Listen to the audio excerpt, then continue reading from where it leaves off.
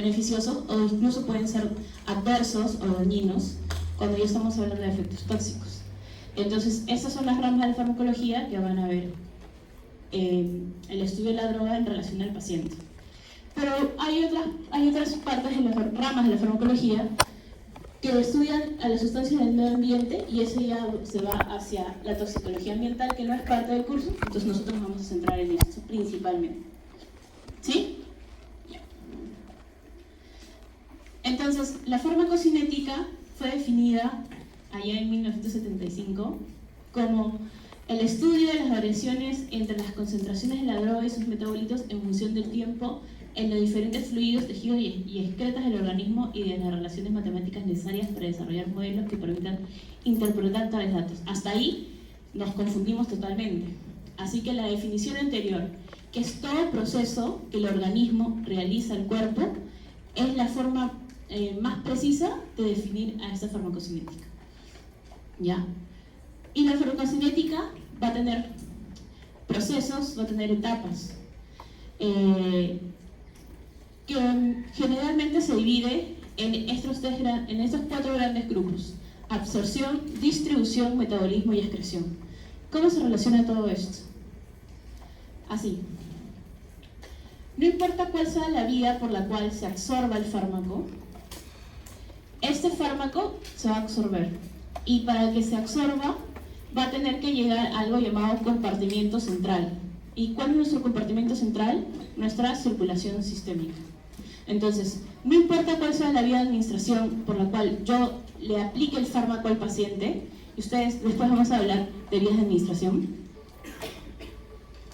vamos a ver que este fármaco tiene que llegar, para que complete su absorción, a un compartimento. ¿Y cuál es ese compartimento? La circulación.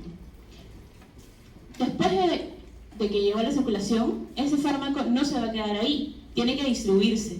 ¿A dónde? A todos los demás tejidos.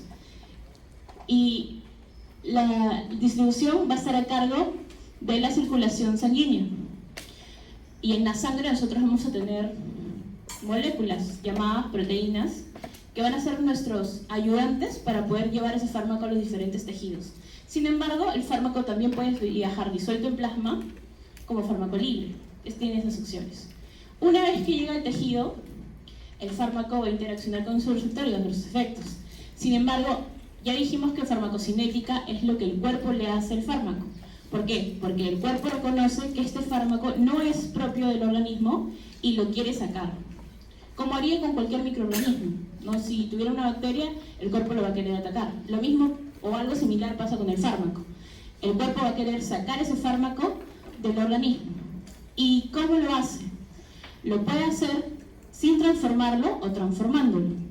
Cuando el cuerpo necesita transformar el fármaco para poder eliminarlo del organismo, se llama metabolismo o biotransformación.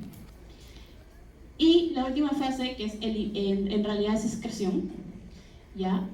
Porque eliminación incluye parte de metabolismo, es ya la fase final de cómo ese fármaco sale del organismo. ¿Y cuál es la forma más fácil en que nosotros eliminamos los desechos del cuerpo? Mediante la orina, ¿verdad? Entonces, una de las formas de excreción más común es en el riñón, pero también hay otras formas como a nivel del pulmón, o también por la bilis o por la leche materna si fuera una mamá que está dando a lactar, ¿sí? Sin embargo, aquí hay otro concepto que se llama depósito. Hay algunos fármacos, hay algunas sustancias que son muy difíciles de transformar y son muy difíciles de eliminar. ¿Y qué va a pasar? Va a buscar tejidos en el organismo donde depositarse y quedarse ahí por tiempo muy prolongado. Pueden ser semanas, pueden ser meses, pueden ser incluso años. Es por eso que algunas veces, sobre todo en la parte de toxicología, ustedes van a ver que con muestras de cabello pueden determinar metabolitos de algo que han consumido después de semanas. Es gracias a eso, a que hay metabolitos que se depositan. Ya, entonces vamos hacia la vía de administración más frecuente, que es la vía oral. Entonces, para poder administrar fármacos por vía oral, ¿quién no ha tomado una píldora de los que están aquí presentes? Todos hemos tomado alguna vez una tableta, una cápsula, de diferentes presentaciones, pero hemos tomado algún medicamento. Entonces, la ingesta de fármacos es algo muy importante en el estudio de la farmacología. Y a esta ingesta de fármacos va a estar relacionado con muchos factores. Aunque parezca tan sencillo agarrar una tableta y administrarla, o tomarla y ya está, en realidad en el proceso pasan muchas cosas. Entonces, ¿qué es importante en todo este proceso? Primero, el área de superficie de absorción. Si yo administro un fármaco, es diferente si yo lo administro y este fármaco se absorbe en el estómago que se absorbe en el intestino, o si fueran otras vías, se absorbe en la piel o se absorbe en el tejido celular subcutáneo. Son diferentes superficies de absorción, son diferentes tejidos y diferentes formas de absorción. La superficie del estómago es pequeña, ¿no? El estómago no es tan grande, pero en cambio la superficie de absorción del intestino es muy amplia, ¿verdad? Por las vellosidades que hay en el intestino. Entonces, a pesar de que el estómago es un sitio donde se absorben gran cantidad de fármacos, la mayor cantidad de fármacos siempre se va a absorber en el intestino, por la superficie de absorción. El sitio de absorción en relación al pH del medio, y aquí vienen dos conceptos que vamos a ver más adelante.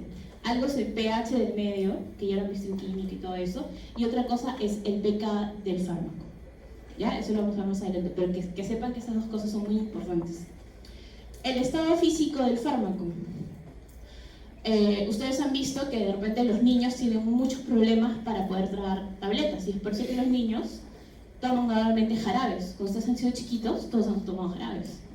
Ya, eso se debe a que las características del fármaco son importantes para la absorción. Entonces, algunas veces un fármaco tiene que darse en jarabe y otras veces se puede dar en tabletas. Otras veces se va a dar con tabletas recubiertas. Entonces, la presentación del fármaco es importante también para saber cómo se va a absorber. Y esto está relacionado directamente con una constante que se llama velocidad de disolución. Y eso es propio de las tabletas y es algo que les importa más hacia los farmacéuticos que a nosotros que somos médicos, pero que sepan que es importante. Y la concentración del fármaco en el sitio de absorción. En este caso, está relacionado estrechamente con el vaciado gástrico.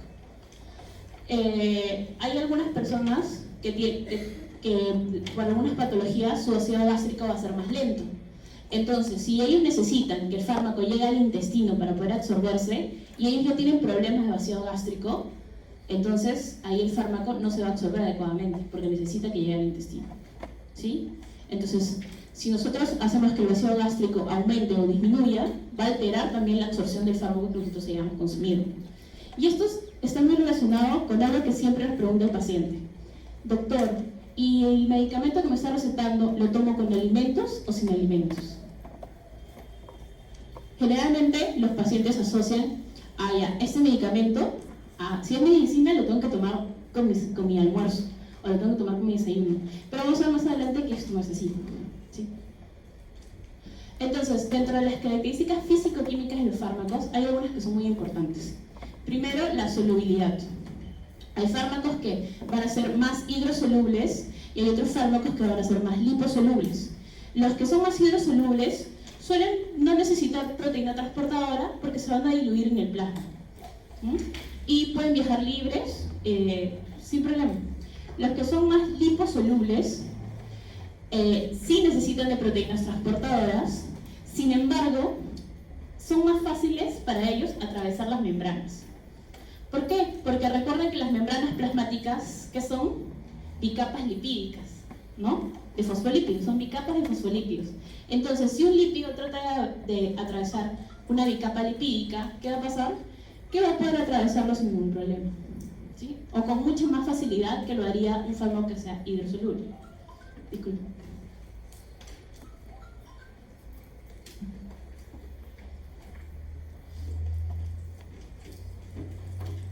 Ya. Otra característica importante es el grado de ionización del fármaco. Y aquí es donde el concepto de pK y pH juega un papel importante. Porque dependiendo del pK del fármaco que administremos y el pH del medio, el fármaco va a estar en su forma ionizada o en su forma no ionizada. ¿Y cuál es la forma que atraviesa membranas? Generalmente la que atraviesa membranas es la forma no ionizada. Entonces nosotros necesitamos, para que haya una buena absorción del fármaco, que en el medio en que se absorba esté en la mayor concentración posible en su forma no ionizada para que la absorción sea lo más rápida posible. Si no, va a ser una absorción, sí, pero va a ser una absorción más lenta. Otra característica importante es la unión a proteínas. Cuando el fármaco está libre, es más fácil que cuando se distribuya llegue al sitio de acción y se asocie a la proteína del receptor. Pero en cambio, cuando el fármaco está unido a proteínas muy altamente, es más difícil disociarlo para que la forma libre pase y se una al receptor.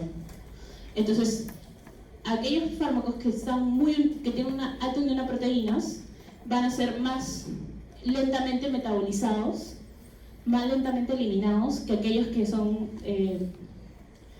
que están más en concentración en su forma libre. Y otra característica importante también es el tamaño molecular, que está relacionado íntimamente con el peso molecular. Fármacos de alto peso molecular o de gran tamaño va a ser más difícil que atraviesen membranas, ¿no? Porque si son moléculas muy pequeñas atraviesan membranas muy fácilmente, pero si son moléculas más grandes, el mecanismo de transporte transmembrana va a ser un transporte activo o que exija endocitosis o exocitosis. Y ya saben que esos mecanismos celulares son más complejos. Por eso es que va a tomar más energía, más tiempo. Esto generalmente se da con fármacos biológicos como sustituyentes de hormonas, ¿no? Como la levotírosina, que ya es una molécula más grande. Ya, entonces vamos a ver acerca del grado de ionización de los fármacos. Y aquí vamos a ver conceptos de pK y de pH. ¿Qué es el pK? El pKa es el valor de pH en el cual un fármaco va a estar la mitad en su forma ionizada y la mitad en su forma no ionizada. Y se dice que está en un equilibrio iónico, porque la mitad del fármaco está en su forma ionizada y la otra mitad está en su forma no ionizada. Ese es el pKa. Entonces, generalmente los fármacos son de dos tipos, o ácidos débiles o bases débiles. Entonces, si son ácidos débiles, tienen un pH menor a 7, pero no tan alto como 1 o 2, ¿no? Porque si estamos hablando de 1, 2, 3, estamos hablando de ácidos fuertes, ¿no? Generalmente los fármacos están en un pKa de 6, entre 5, 6, un poquito más.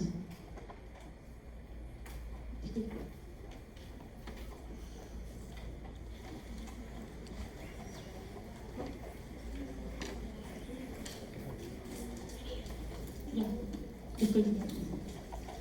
Entonces, según el pKa, unos fármacos van a ser ácidos débiles y bases débiles. Y dependiendo de esto, en su forma de ionización, unos van a ser aniones y otros van a ser cationes. ¿Ya? Esto puede ser un poco confuso, pero si lo entienden bien, van a entender casi todo lo que es cinética, distribución, excreción, absorción. Entonces, la forma protonada, o sea, la forma que tiene el hidrogenión, en el caso de los fármacos ácidos débiles, es la forma no ionizada. O sea, la que viene con el H es la forma no ionizada, es la protonada. ¿Ven? Aquí no ionizada. Y es la forma eléctricamente neutra y por ende es la forma del fármaco que es más liposoluble. No quiere decir que ese fármaco sea liposoluble totalmente, sino que es la forma más liposoluble si está en la forma no ionizada. Entonces, en esta gráfica tenemos lo que es la barrera lipídica mucosa, que diferencia la parte del estómago, que es el jugo gástrico, que tiene un pH muy elevado, que tiene 1.4, es un pH muy ácido, ¿ya? En cambio, vamos a tener aquí la parte plasmática, en la parte sanguínea, que tiene el pH de la sangre, ¿no? 7.4. Entonces, ¿cómo hace un fármaco para pasar de un lado a otro? Tiene que pasar en su forma no ionizada. Entonces, el fármaco en el jugo gástrico tiene que estar en su mayor concentración en la forma no ionizada. Entonces, ¿qué necesito? Que el medio me regale hidrogeniones para ese fármaco. O sea, que le dé hidrogeniones a este catión. ¿Para qué? Para que pueda pasar hacia la forma no ionizada.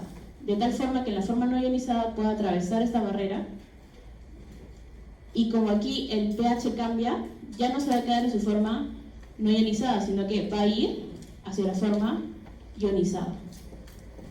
¿Sí? ¿Hasta aquí más o menos se entiende la idea? ¿Sí?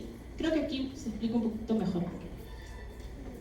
Entonces, los fármacos que son ácidos se van a ionizar formando aniones, porque tienen la carga negativa, y los fármacos básicos se van a ionizar formando cationes, porque van a tener la carga positiva. Entonces, imaginemos que el pKa del fármaco es 6.5, como acá. Entonces, ¿qué estamos hablando? Que es un fármaco que es un ácido débil. Entonces, el pKa del medio, si es el estómago, es 1.5 o 2. Entonces, este medio le va a regalar muchos hidrogeniones a este ácido, haciendo que vaya sobre todo hacia la forma HA, que es la forma no ionizada. Entonces, ¿qué va a pasar? Esa forma no ionizada va a poder atravesar rápidamente esta barrera lipídica, va a llegar hacia la zona plasmática. Como acá cambia el pH y más bien va a necesitar que le devuelva ese hidrogenión, se va a disociar, haciendo que quede en la forma ionizada. Y eso hace que el fármaco que se absorba a nivel intestinal, o gástrico en este caso, no regrese hacia la parte gástrica, sino que se quede atrapada en la parte vascular y sistémica, y por eso el fármaco se distribuye luego hacia los demás tejidos. ¿Sí? Ya, seguimos entonces. Entonces, a partir de esto, la conclusión es que si tengo un fármaco ácido, se va a absorber generalmente en el estómago, necesito un medio ácido, y si tengo un fármaco básico, se va a absorber generalmente en el duodeno, donde el pH va a ir aumentando conforme lleguemos al intestino, ¿no? Cuanto más bajo del intestino lleguemos, el pH va a ir aumentando. Esto es desde el punto de vista físico-químico cierto. Sin embargo, desde el punto de vista ya de la estructura del ser humano, nos estamos olvidando de superficie de absorción. Y recuerden que la superficie de absorción del estómago es pequeña, la superficie de absorción del intestino es muy amplia, muchas veces más grande que el estómago. Entonces, a pesar de que esto de aquí es desde el punto de vista físico-químico cierto, por superficie de absorción, el intestino va a seguir absorbiendo fármaco, a pesar que ese fármaco predominantemente se debe absorber en el estómago. ¿Ya? Entonces se dice, en conclusión, que el intestino es nuestro mayor órgano de absorción a nivel intestinal. ¿Sí? Gastrointestinal es así. Ahora, pasó al intestino, pero recuerden que el fármaco tiene que atravesar barreras. Y ya dijimos que va a depender mucho de las características de solubilidad del fármaco, qué tan fácilmente va a atravesar estas barreras. Entonces tenemos que ver acerca del transporte celular. Entonces, ¿cómo es? Tenemos transporte pasivo, transporte activo. Transporte pasivo, aquel que no hay gasto energético. Transporte activo, aquel en que hay gasto energético. La mayoría de fármacos se transporta por transporte pasivo. Sin embargo, va a haber otros que sí van a necesitar el gasto energético y el transporte activo. Recuerden, la membrana es una bicapa lipídica, entonces aquellos fármacos que sean más liposolubles o más lipofílicos la van a atravesar por difusión simple, sin gasto energético. Y aquí tenemos ejemplos, por ejemplo, aquellos que sean más liposolubles, como los gases, y en este caso el alcohol, va a atravesar muy rápidamente las barreras. Entonces el alcohol, una de las características que tiene el alcohol, etílico en este caso, es que se absorbe en el estómago. ¿Ya? Y a la vez, el alcohol, cuando se acompaña de bebidas azucaradas, enlentece el vacío gástrico, entonces favorece la absorción en el estómago. Y a la vez, es muy lipofílico, entonces se absorbe con mayor facilidad. Entonces ya saben por qué es que la intoxicación alcohólica se da de forma tan rápida cuando consumen alcohol. Pero hay otras sustancias, sí, por ejemplo, vitaminas lipofílicas también van a atravesar. Entonces, si son gases o son sustancias volátiles, se van a absorber mucho más rápido, y aquellas que sean derivadas de vitaminas liposolubles también se van a absorber muy rápidamente. Cuanto más lipofílico sea el fármaco, más rápidamente atraviesa membranas y más rápidamente se va a absorber. Ahora, en el caso de las proteínas transportadoras, ustedes lo han visto en biología que hay una gran cantidad de familias de proteínas transportadoras. Y estas proteínas suelen ser proteínas transmembranas y dependiendo de un soluto, esta proteína se va a activar y generalmente suelen usarse en difusión facilitada. Hay una molécula de forma pasiva que la activa, haciendo que esa energía por la gradiente de electroquímica que hay a nivel de la membrana haga que yo pueda absorber otra molécula, ¿no? Generalmente esas proteínas transportadoras utilizan difusión facilitada para poder absorber los fármacos. Y dentro de este grupo tenemos a dos grandes transportadores, que son muy importantes, que luego ya lo van a ver cuando vean ya cada grupo farmacológico específico. Tenemos el OATP y el OCTP. Son la proteína transportadora de aniones orgánicos y de cationes orgánicos. Porque recuerden que los fármacos se van a ionizar y van a formar cationes y van a formar aniones. Entonces, las proteínas transportadoras de membrana de aniones orgánicos y de cationes orgánicos nos van a ayudar en la difusión facilitada de los fármacos cuando estén en su forma ionizada. Porque en la forma no ionizada suelen pasar nomás. ¿Sí? Sin embargo, estas no son las únicas proteínas que tenemos para el ingreso. También tenemos proteínas de salida, que son proteínas exportadoras, o sea, sacan de los tejidos, que también son conocidas, y lo pueden leer en los libros, como bombas de flujo, bombas de salida. Estos son mecanismos que generalmente usan algunos tumores como mecanismo de defensa hacia los antineoplásicos. Forman bombas de flujo, haciendo que el antineoplásico entre y lo bota. Es un mecanismo que también utilizan algunas bacterias para la resistencia a los antibióticos. Sin embargo, este mecanismo nos ayuda en el caso de la glucoproteína P, porque está situada en algo muy importante que nosotros tenemos y es la barrera hematoencefálica. Entonces, la barrera hematoencefálica impide que cualquier fármaco ingrese al sistema nervioso central. O si llegó a ingresar, esta glucoproteína P, como es una bomba de flujo, la saca de ese sistema, evitando que tenga efectos a nivel del sistema nervioso. Entonces, así como tenemos proteínas que van a hacer que ingresen fácilmente o se transporten hacia el interior de la célula, tenemos proteínas como bombas de flujo que lo que van a hacer es sacar de la célula.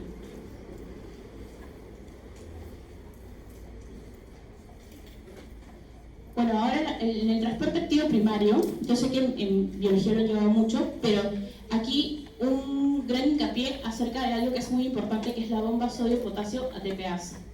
Hay gasto de ATP, ¿para qué? Para que en contra de la gradiente de concentración ingrese sodio a donde hay mayor concentración de sodio e ingrese potasio dentro de la célula donde siempre hay mayor concentración de potasio, donde siempre debe haber. Entonces, ese transporte activo ayuda a que hay un equilibrio en el transporte, si es que se ha modificado la gradiente electroquímica al movilizar los fármacos. Bueno, y en el transporte activo secundario, que es parte de las bombas, tenemos los antiportes y los importes. Los antiportes es cuando una sustancia sale y otra entra, y el importe cuando ambas entran. Otro de los mecanismos que también se usaba, y sobre todo se usan en macromoléculas, es la endocitosis y la posterior exocitosis. Eso sobre todo se da en el caso de hormonas o sustitutos de hormonas, como podría ser el caso de la insulina, ¿no? La insulina exógena, como es una molécula muy amplia, no suele tener un transportador, sino que se mueve a través de endocitosis y exocitosis. Hasta aquí la parte de absorción de las características que debe tener el fármaco. Entonces, algo importante es cómo nosotros vamos a administrar el fármaco. Y ustedes pueden ver en la imagen de acá varias vías de administración que estoy segura que al menos alguno de ustedes ha utilizado alguna vez. ¿Sí? A ver, ¿cuál pueden reconocer aquí? ¿Cuál es esta vía? La oral, ¿no? La clásica. Todos hemos tomado alguna pastilla alguna vez en nuestra vida. Esta de aquí, ¿qué es esto de aquí? ¿Alguien sabe? Un inhalador. Entonces, es una vía de administración por vía inhalatoria. ¿Ya? Es una vía especial, tiene su farmacocinética diferenciada. Esta vía, la vía oftálmica, ¿no? Alguna vez hemos tenido no sé, conjuntivitis o nos ha salido un urzuelo y hemos tenido que usar gotitas en el ojo para que haga una acción farmacológica tópica y no sistémica, ¿no? Ese de aquí es una persona que está con un parche, ¿sí? Un parche. Y si está usando un parche, la persona, ¿qué vía podría ser? Cutánea, en realidad transdérmica. Ya, es conocida como transdérmica. Y esta de aquí tiene una jeringa y por aquí hay un ombligo. ¿Cuál sería? Subcutánea, ¿no? La zona preumbilical es una de las mejores zonas para aplicar por vía subcutánea. Entonces, la insulina es la forma, una de las formas clásicas de aplicación. Entonces, ustedes pueden ver que va a depender mucho de la presentación del fármaco para que yo pueda aplicar por cada una de estas vías. Y eso va a hacer que la absorción sea diferenciada o si tenga efectos sistémicos o no. Entonces, la vía de administración, aunque parezca mentira, es muy importante. Entonces tenemos las vías parenterales, que son las que ustedes ya conocen porque ya han llevado los cursos de primer año, ¿no? Han llevado inyectables, entonces ya conocen estas vías. Pero no les hablaron de la acción farmacológica de las vías. Entonces vamos a ver, tienes la vía intravenosa, que el fármaco es aplicado a la vena, la vía subcutánea, en la cual el fármaco es aplicado al tejido celular subcutáneo, la intramuscular, donde el fármaco es aplicado al músculo, y este es típicamente un músculo que sea ricamente irrigado, por eso es el músculo glúteo, uno de los más frecuentes. La vía intraarterial, que generalmente se pone a nivel de la arteria, y para esto no es algo que sea sencillo, porque hay que hacer un cateterismo previo. Y la vía intrarraquídea, donde se aplica fármaco al espacio cerebroendoideo. De esto seguro el doctor Rojas les puede hablar mucho, ¿no? Porque es anestesiólogo. ¿Y por qué es importante? Porque recuerden que algo que les he mencionado, existe la barrera hematoencefálica. La barrera hematoencefálica protege al encéfalo de que pasen sustancias tóxicas. Pero cuando yo necesito dar un tratamiento y que ese fármaco ingrese, ¿cuál es la forma que yo tengo de opción? Administrarlo por vía intrarraquídea, para que llegue al sistema nervioso. Entonces aquí tienen gráficas de las diferentes formas de aplicación y cómo al final ese fármaco o se puede quedar con acción local o el fármaco va a llegar a la circulación de una u otra forma y una vez que llega a la circulación se distribuye a todo el organismo, haciendo un efecto sistémico. Otras vías, ya que no son tan conocidas, pero que seguro alguno de ustedes la ha visto alguna vez, la sublingual.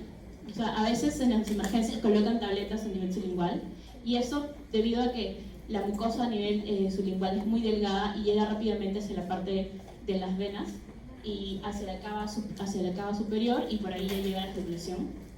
Luego la rectal, que se absorbe a nivel de la mucosa rectal. Sin embargo, esta vía es caracterizada por ser muy irregular y irritar la mucosa muy rápidamente.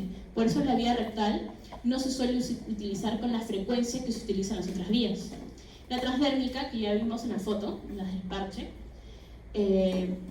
la vía inhalatoria con los inhaladores. La vía inhalatoria tiene la característica que va a tener dos componentes, un componente local y un componente sistémico. ¿Dependiendo de qué? Dependiendo de qué tan fácilmente atraviesa ese fármaco las membranas.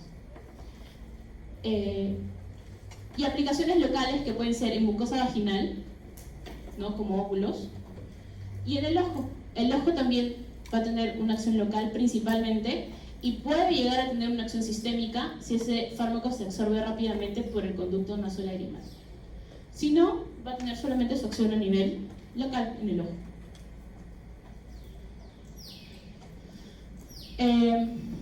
Esta gráfica lo que quiere explicar es cómo las diferentes vías de administración van a hacer cambios en esta gráfica de aquí, que es la gráfica de concentración plasmática del fármaco, que es cuánto el fármaco llega a la sangre en el periodo de tiempo que nosotros estamos contabilizando.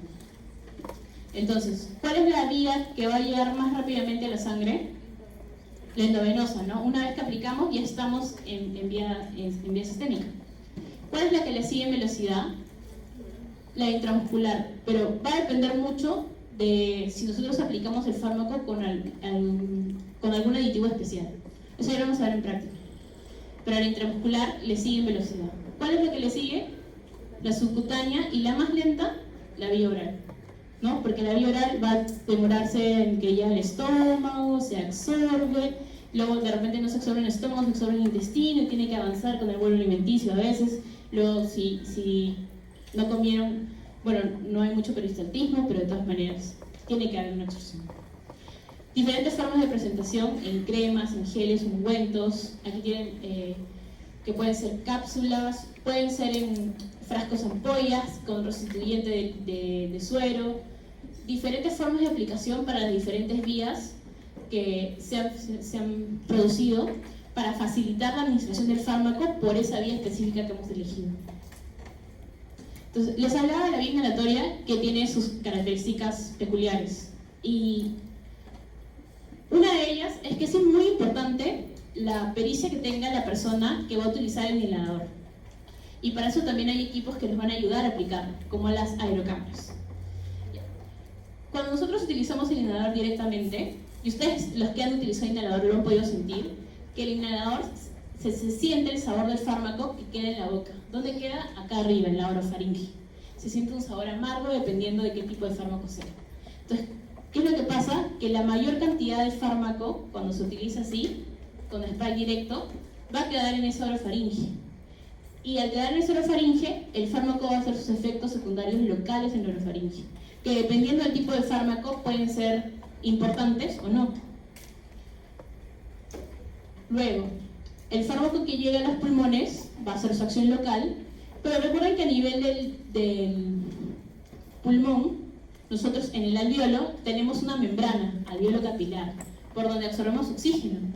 Pero solo se absorbe oxígeno a nivel de esa membrana. No, también se puede absorber fármaco. Y si se llega a absorber, ¿qué va a pasar? Va a llegar fármaco hacia las venas y vasos pulmonares, y si se llega, va a llegar a la circulación. ¿Qué es lo importante aquí? Que las concentraciones administradas por esta vía son pequeñas, entonces los efectos sistémicos no son tan exacerbados como tomar el fármaco por vía oral o por vía endovenosa, no, que se dan mayores concentraciones de fármaco. Ahora, ¿qué pasa con el fármaco que se queda en la orofaringe? Hace sus efectos locales, pero si nosotros deglutimos, que generalmente deglutimos saliva, ese fármaco va a pasar como si fuera un fármaco que hemos administrado por vía oral. Y por la vía oral va a tener todas sus fases de absorción y va a llegar a la circulación sistémica. Entonces va a depender de que tenga efectos sistémicos o no, que el fármaco logre atravesar las membranas con facilidad o con mayor, o que no tenga esa capacidad, que tenga más retardo para poder absorberse. Entonces, no todos los fármacos se pueden dar por vía inhalatoria por estas características. ¿Qué nos ayuda? Los dispositivos como las aerocámaras. Nos ayuda a que el depósito en la orofaringe sea mucho menor. Las otras vías. Aquí he resaltado las partes más importantes de cada una de estas vías. Entonces, en intravenosa, una de las principales características es que en la vía intravenosa no hay absorción. ¿Por qué? Porque recuerden, la absorción es el paso que hace el fármaco desde el sitio de administración hasta que llega a la circulación.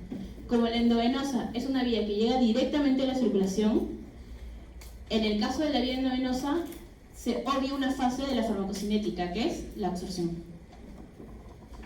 Generalmente lo usamos en urgencias, cuando queremos una acción del fármaco rápida, ¿no? Inmediata. Y como regla, las soluciones que se inyectan tienen que aplicarse con lentitud porque si no dañaría al vaso sanguíneo, ¿no? En la vía subcutánea es una vía que tiene absorción lenta y nos permite colocar preparados de depósito. Por eso algunas hormonas de sustitución se pueden aplicar ahí. Por eso también hay implantes transdérmicos que se pueden aplicar, justo se quedan ahí en la vía subcutánea, liberándose lentamente. Otra de las opciones es que para su aplicación no necesitan una persona totalmente entrenada, porque recuerden que los pacientes diabéticos se aplican ellos solos su insulina. Lo malo, las limitaciones, es que no permite grandes volúmenes de fármaco. O sea, si nosotros quisiéramos poner más de 1 mililitro, no se va a poder por esa vía. La vía intramuscular es una de las más usadas, justamente porque no tiene esa contraindicación de la subcutánea. Sí nos permite colocar un volumen mayor, incluso nos permite colocar sustancias que sean oleosas e irritantes. Pero ¿qué es la desventaja? Que nos puede interferir con ciertos resultados de pruebas, como cuál, como las pruebas de las enzimas para infarto de miocardio, porque la creatinquinasa que se mide en la prueba de infarto es similar a la que tenemos en el músculo, y entonces porque al aplicarla intramuscular dañamos músculo, ¿no? Liberamos estas enzimas y le toman una prueba pensando que es infarto y sale elevadísimo. Infarto, no, en realidad es porque le hemos aplicado un intramuscular. Y la administración oral, que es la más frecuente de todas, la más fácil de usar, la que permite uno de los mayores volúmenes, la más conveniente y la más económica, porque a la vez es la más segura. Porque si nosotros hemos administrado un fármaco y nos damos cuenta que no ha sido el adecuado, nos da tiempo, por todo lo que tiene que hacer para la absorción, de hacer un lavado gástrico y poder hacer que ese paciente absorba la menor cantidad de fármaco. Que si lo hubiéramos puesto endovenoso, ahí ya no nos da tiempo de nada. ¿Sí? Sin embargo, ¿cuál es su limitación? Que la biodisponibilidad es errática e incompleta. De qué va a depender de todo lo que hemos hablado hasta ahora. Del pK, de la absorción, de dónde se absorbe, del pH en medio, etc, de cosas, para saber qué tanto del fármaco que nosotros administremos va a llegar a la circulación. ¿Por qué? Porque yo doy una tableta de 500 miligramos y esos 500 miligramos no van a llegar a la circulación. Va a llegar, de repente, dependiendo de su disponibilidad, puede llegar 200 miligramos. En cambio, cuando yo doy endovenoso 500 miligramos, esos 500 miligramos llegan a la circulación. ¿Sí? Es la diferencia. También porque a veces endovenoso ponen 20 miligramos y vía oral yo tomo una tableta de 500. Ahora, otra característica es que diversas formulaciones de los fármacos van a afectar el sitio y el tiempo de absorción. ¿Por qué? Porque existe algo llamado tabletas con cubierta entérica. Y este es el por qué algunas tabletas no las puedo partir, o algunas cápsulas no las debo abrir, porque están formuladas para administrar esa cantidad de dosis con la cubierta entérica, porque si yo la parto, pierde la cubierta entérica y puede ser inactivado a nivel del estómago y ya no tengo el efecto terapéutico. Entonces, cuando el médico les dice, tomen la tableta completa o esa pastilla no se puede partir, es justamente por estos criterios. Porque hay tabletas que vienen con cubierta entérica para protegerlo de la agresión de la acidez gástrica, para que pueda llegar al intestino donde se tiene que absorber y se absorba con facilidad ahí. O al tener programas de liberación controlada, para que no hayan concentraciones muy elevadas de fármaco rápidamente, porque puede ser un fármaco que tenga una ventana terapéutica estrecha, administramos el fármaco de liberación prolongada y se va liberando lentamente conforme se va disociando la cubierta, haciendo que yo tenga un efecto terapéutico de la concentración en un tiempo más prolongado sin llegar a concentraciones que sean dañinas o tóxicas. ¿Sí? Entonces, eso de aquí, el no partir pastillas, también es importante. Y el vaciado gástrico. Habíamos dicho que algo que también afecta a la absorción de los fármacos es qué tan rápido se da el vaciado gástrico. Yo voy a tener factores que van a acelerar mi vaciado gástrico y voy a tener otros factores que van a enlentecer mi vaciado gástrico. Entonces, para aquellos que mi vaciado gástrico se vea favorecido, ¿qué fármacos se van a ver favorecidos con esto? Con que mi vaciado gástrico se acelere. Aquellos fármacos que se absorben en el intestino. Yo voy a favorecer su absorción, si lo absorbo en el intestino, el yo acelerar el vaciado gástrico. ¿Qué me acelera el vaciado gástrico? La ansiedad, el café, fármacos procinéticos como la metoclopramida, el estar de pie y el caminar. Entonces, ustedes han visto que cuando comen mucho, se sienten llenos, caminan, hacen digestión, ¿no? Acelera su digestión, justamente por este principio, porque favorece el vaciado gástrico. Entonces ya me siento menos lleno cuando he comido mucho, el caminar. Favorezco esto. ¿Qué cosa me lentece el vaciado gástrico? Alimentos muy grasos, bebidas hiperosmolares, las gaseosas, ¿ya? Entonces, algunas veces le dicen, ese fármaco se tiene que tomar con agua. Ah, no, pero yo lo puedo tomar con gaseosa, no hay problema.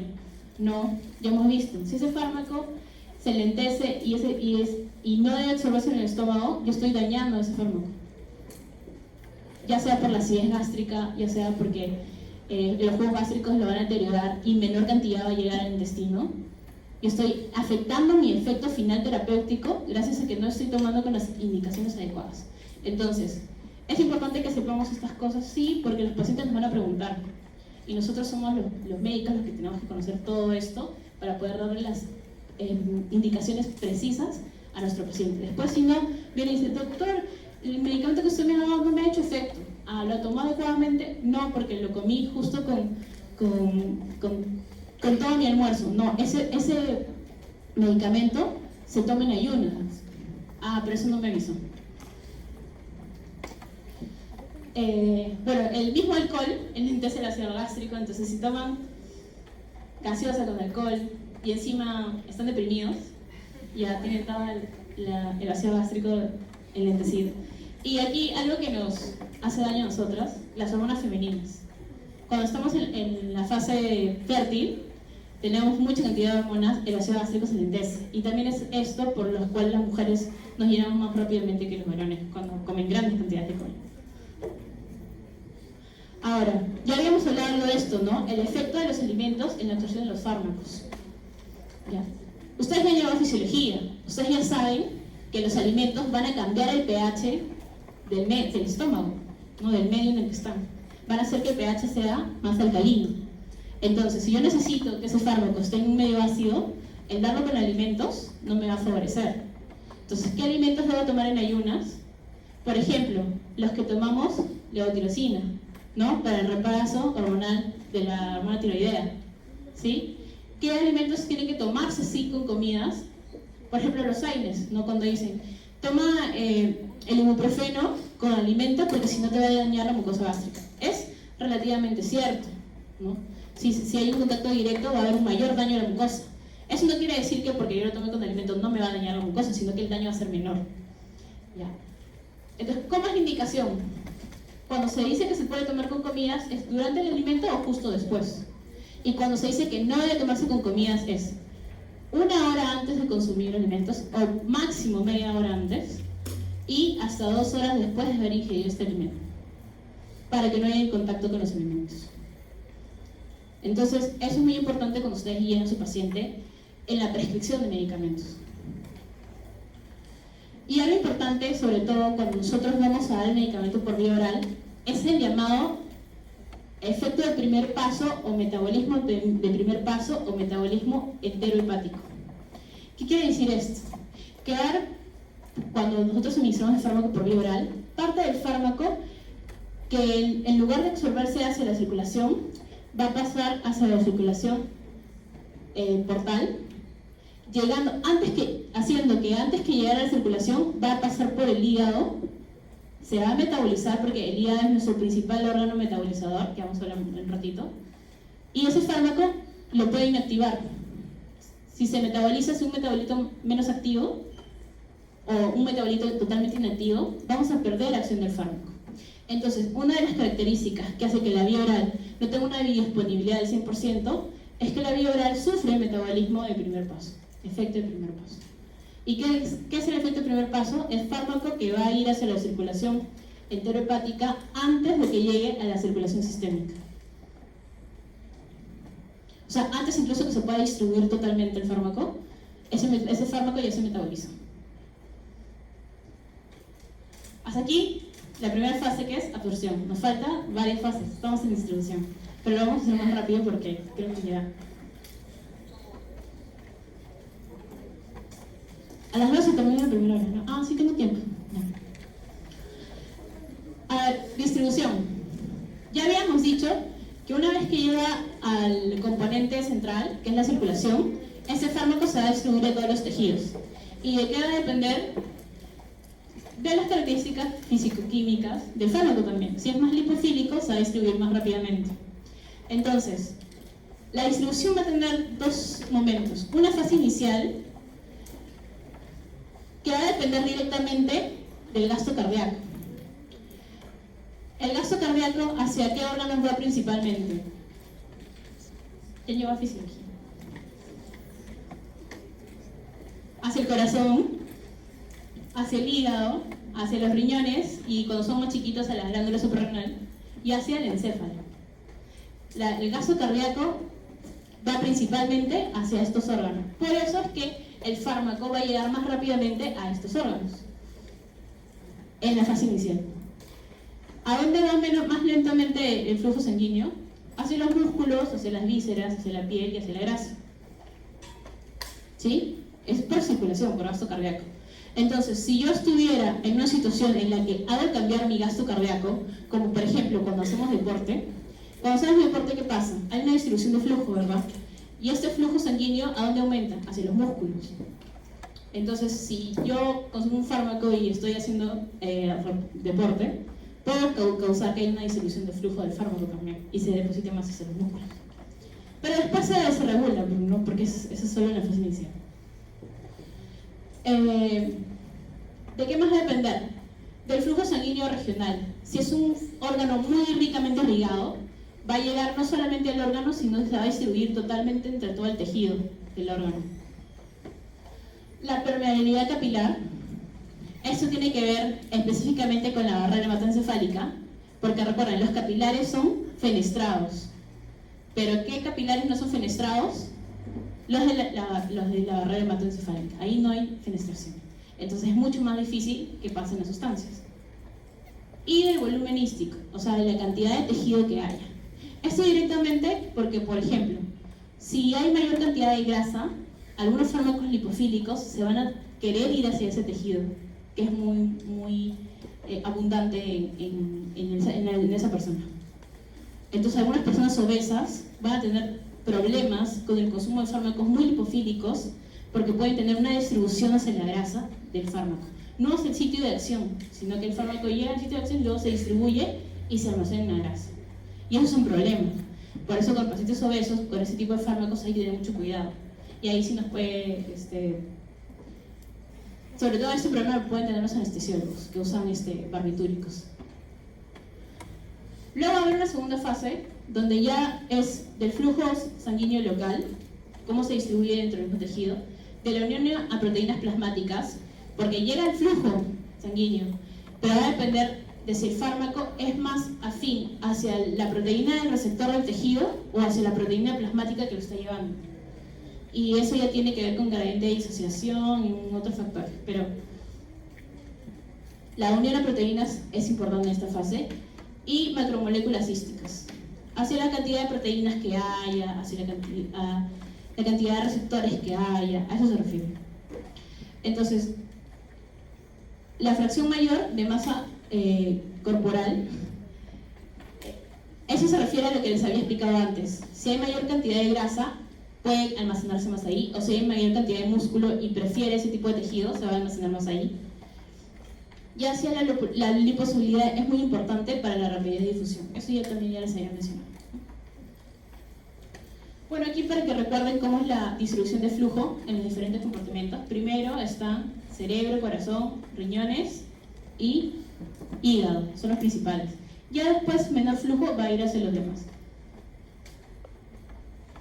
Ahora, en este órgano de la distribución, que es mi sistema hematopoyético, o sea, la sangre, que es mi órgano de la distribución, yo tengo algo muy importante, las proteínas transportadoras, proteínas plasmáticas. ¿Y cuál es la proteína plasmática más abundante que tenemos? La albúmina. Por eso también es la más importante para poder transportar fármacos. Porque la albúmina es muy dócil. Se va a unir principalmente fármacos ácidos, pero también se va a poder unir algunos fármacos básicos. Entonces, aquellos fármacos que realmente necesitan una proteína transportadora, la albúmina se va a prestar para ese trabajo. La glucoproteína ácida alfa-1 es otra proteína que está en la sangre, pero en menor concentración. Es la que suele unirse a fármacos básicos. Esta sí no se une a fármacos ácidos. Y en el caso de algunos fármacos que son sustitutos de hormonas, se van a ir a globulinas, como por ejemplo la tiroglobulina, ¿no? Para que lleve la hormona tiroidea. Generalmente la unión a estas proteínas se hace mediante un enlace reversible. Entonces cuando haya disminución de la afinidad simplemente se van a liberar y el fármaco libre va a poder unirse hacia la proteína del receptor. Entonces es como que yo estoy llevando a la proteína, llego al tejido efector como es más afín a ese tejido efector, se va a ir hacia esa proteína y yo me voy a hacer otra. Esa es la función que tienen estas proteínas plasmáticas. Ahora, ¿esto se puede ver afectado? Sí. Por ejemplo, si tenemos un paciente que es desnutrido, ¿va a tener la albúmina alta? No, va a tener la albúmina disminuida. ¿Y esto va a afectar mi transporte de fármaco? Sí, porque el fármaco va a tener que estar más concentrado en su forma libre y puede llegar a concentraciones tóxicas o irse hacia varios tejidos, interaccionar con varios receptores y hacer efectos tóxicos, que es algo que yo no deseo. Entonces, en ciertos pacientes, ya sea que tienen disminución de proteínas por desnutrición, o pacientes que tengan insuficiencia hepática, que también hay una disminución de la producción de albúmina, yo voy a tener cuidado con aquellos fármacos que tengan una alta unión a proteínas, porque va a hacer que más fármaco esté en forma libre por la deficiencia de esas proteínas. Otra cosa aquí, que entre las proteínas transportadoras tenemos a la hemoglobina, es una globina, ¿no? La hemoglobina. La hemoglobina, ya se sabe ahora que el eritrocito también puede funcionar como transportador de fármacos, se llama drug carrier, ¿no? Que si ustedes leen papers van a encontrar que el eritrocito se le está buscando otras funciones y ahora una de sus funciones puede ser el transportar fármacos. Sin embargo, la unión, en algunos casos, a estas proteínas puede ser de forma irreversible. ¿Mediante qué? Mediante enlaces covalentes. Y cuando se da de forma irreversible mediante estos enlaces covalentes, ya no estamos hablando de una función normal de los fármacos, sino de una acción tóxica del fármaco. ¿Por qué? Porque al unirse irreversiblemente, mi proteína transportadora ya no va a estar libre a hacer otras funciones, sino que va a ser consumida por ese fármaco, y causándome ¿qué? Toxicidad. Entonces, ¿quiénes causan esto? Los insecticidas, como los órganos fosforados. Entonces, cuando hay intoxicación por órgano fosforado, algunas proteínas van a unirse covalentemente y esto me va a causar daño, me va a causar toxicidad. Entonces, ¿de qué va a depender el transporte y la distribución de los fármacos? De la concentración del fármaco, la concentración total del fármaco, de la afinidad del fármaco por el sitio de unión, si es más afín hacia el sitio de unión o más afín hacia la proteína transportadora, y la cantidad de números de sitios de unión que haya, porque si hay poquitos sitios de unión, el fármaco rápidamente los copa y va a tener que seguir con su proteína transportadora y regresarse, ¿no? Entonces, la unión a proteínas es un fenómeno que tiene dos características: es saturable y es no lineal. Saturable, ¿por qué? Porque si se me acaban las proteínas transportadoras, se me acaban los sitios de unión. Así de sencillo. Entonces, es como este salón. Este salón es saturable, ¿verdad?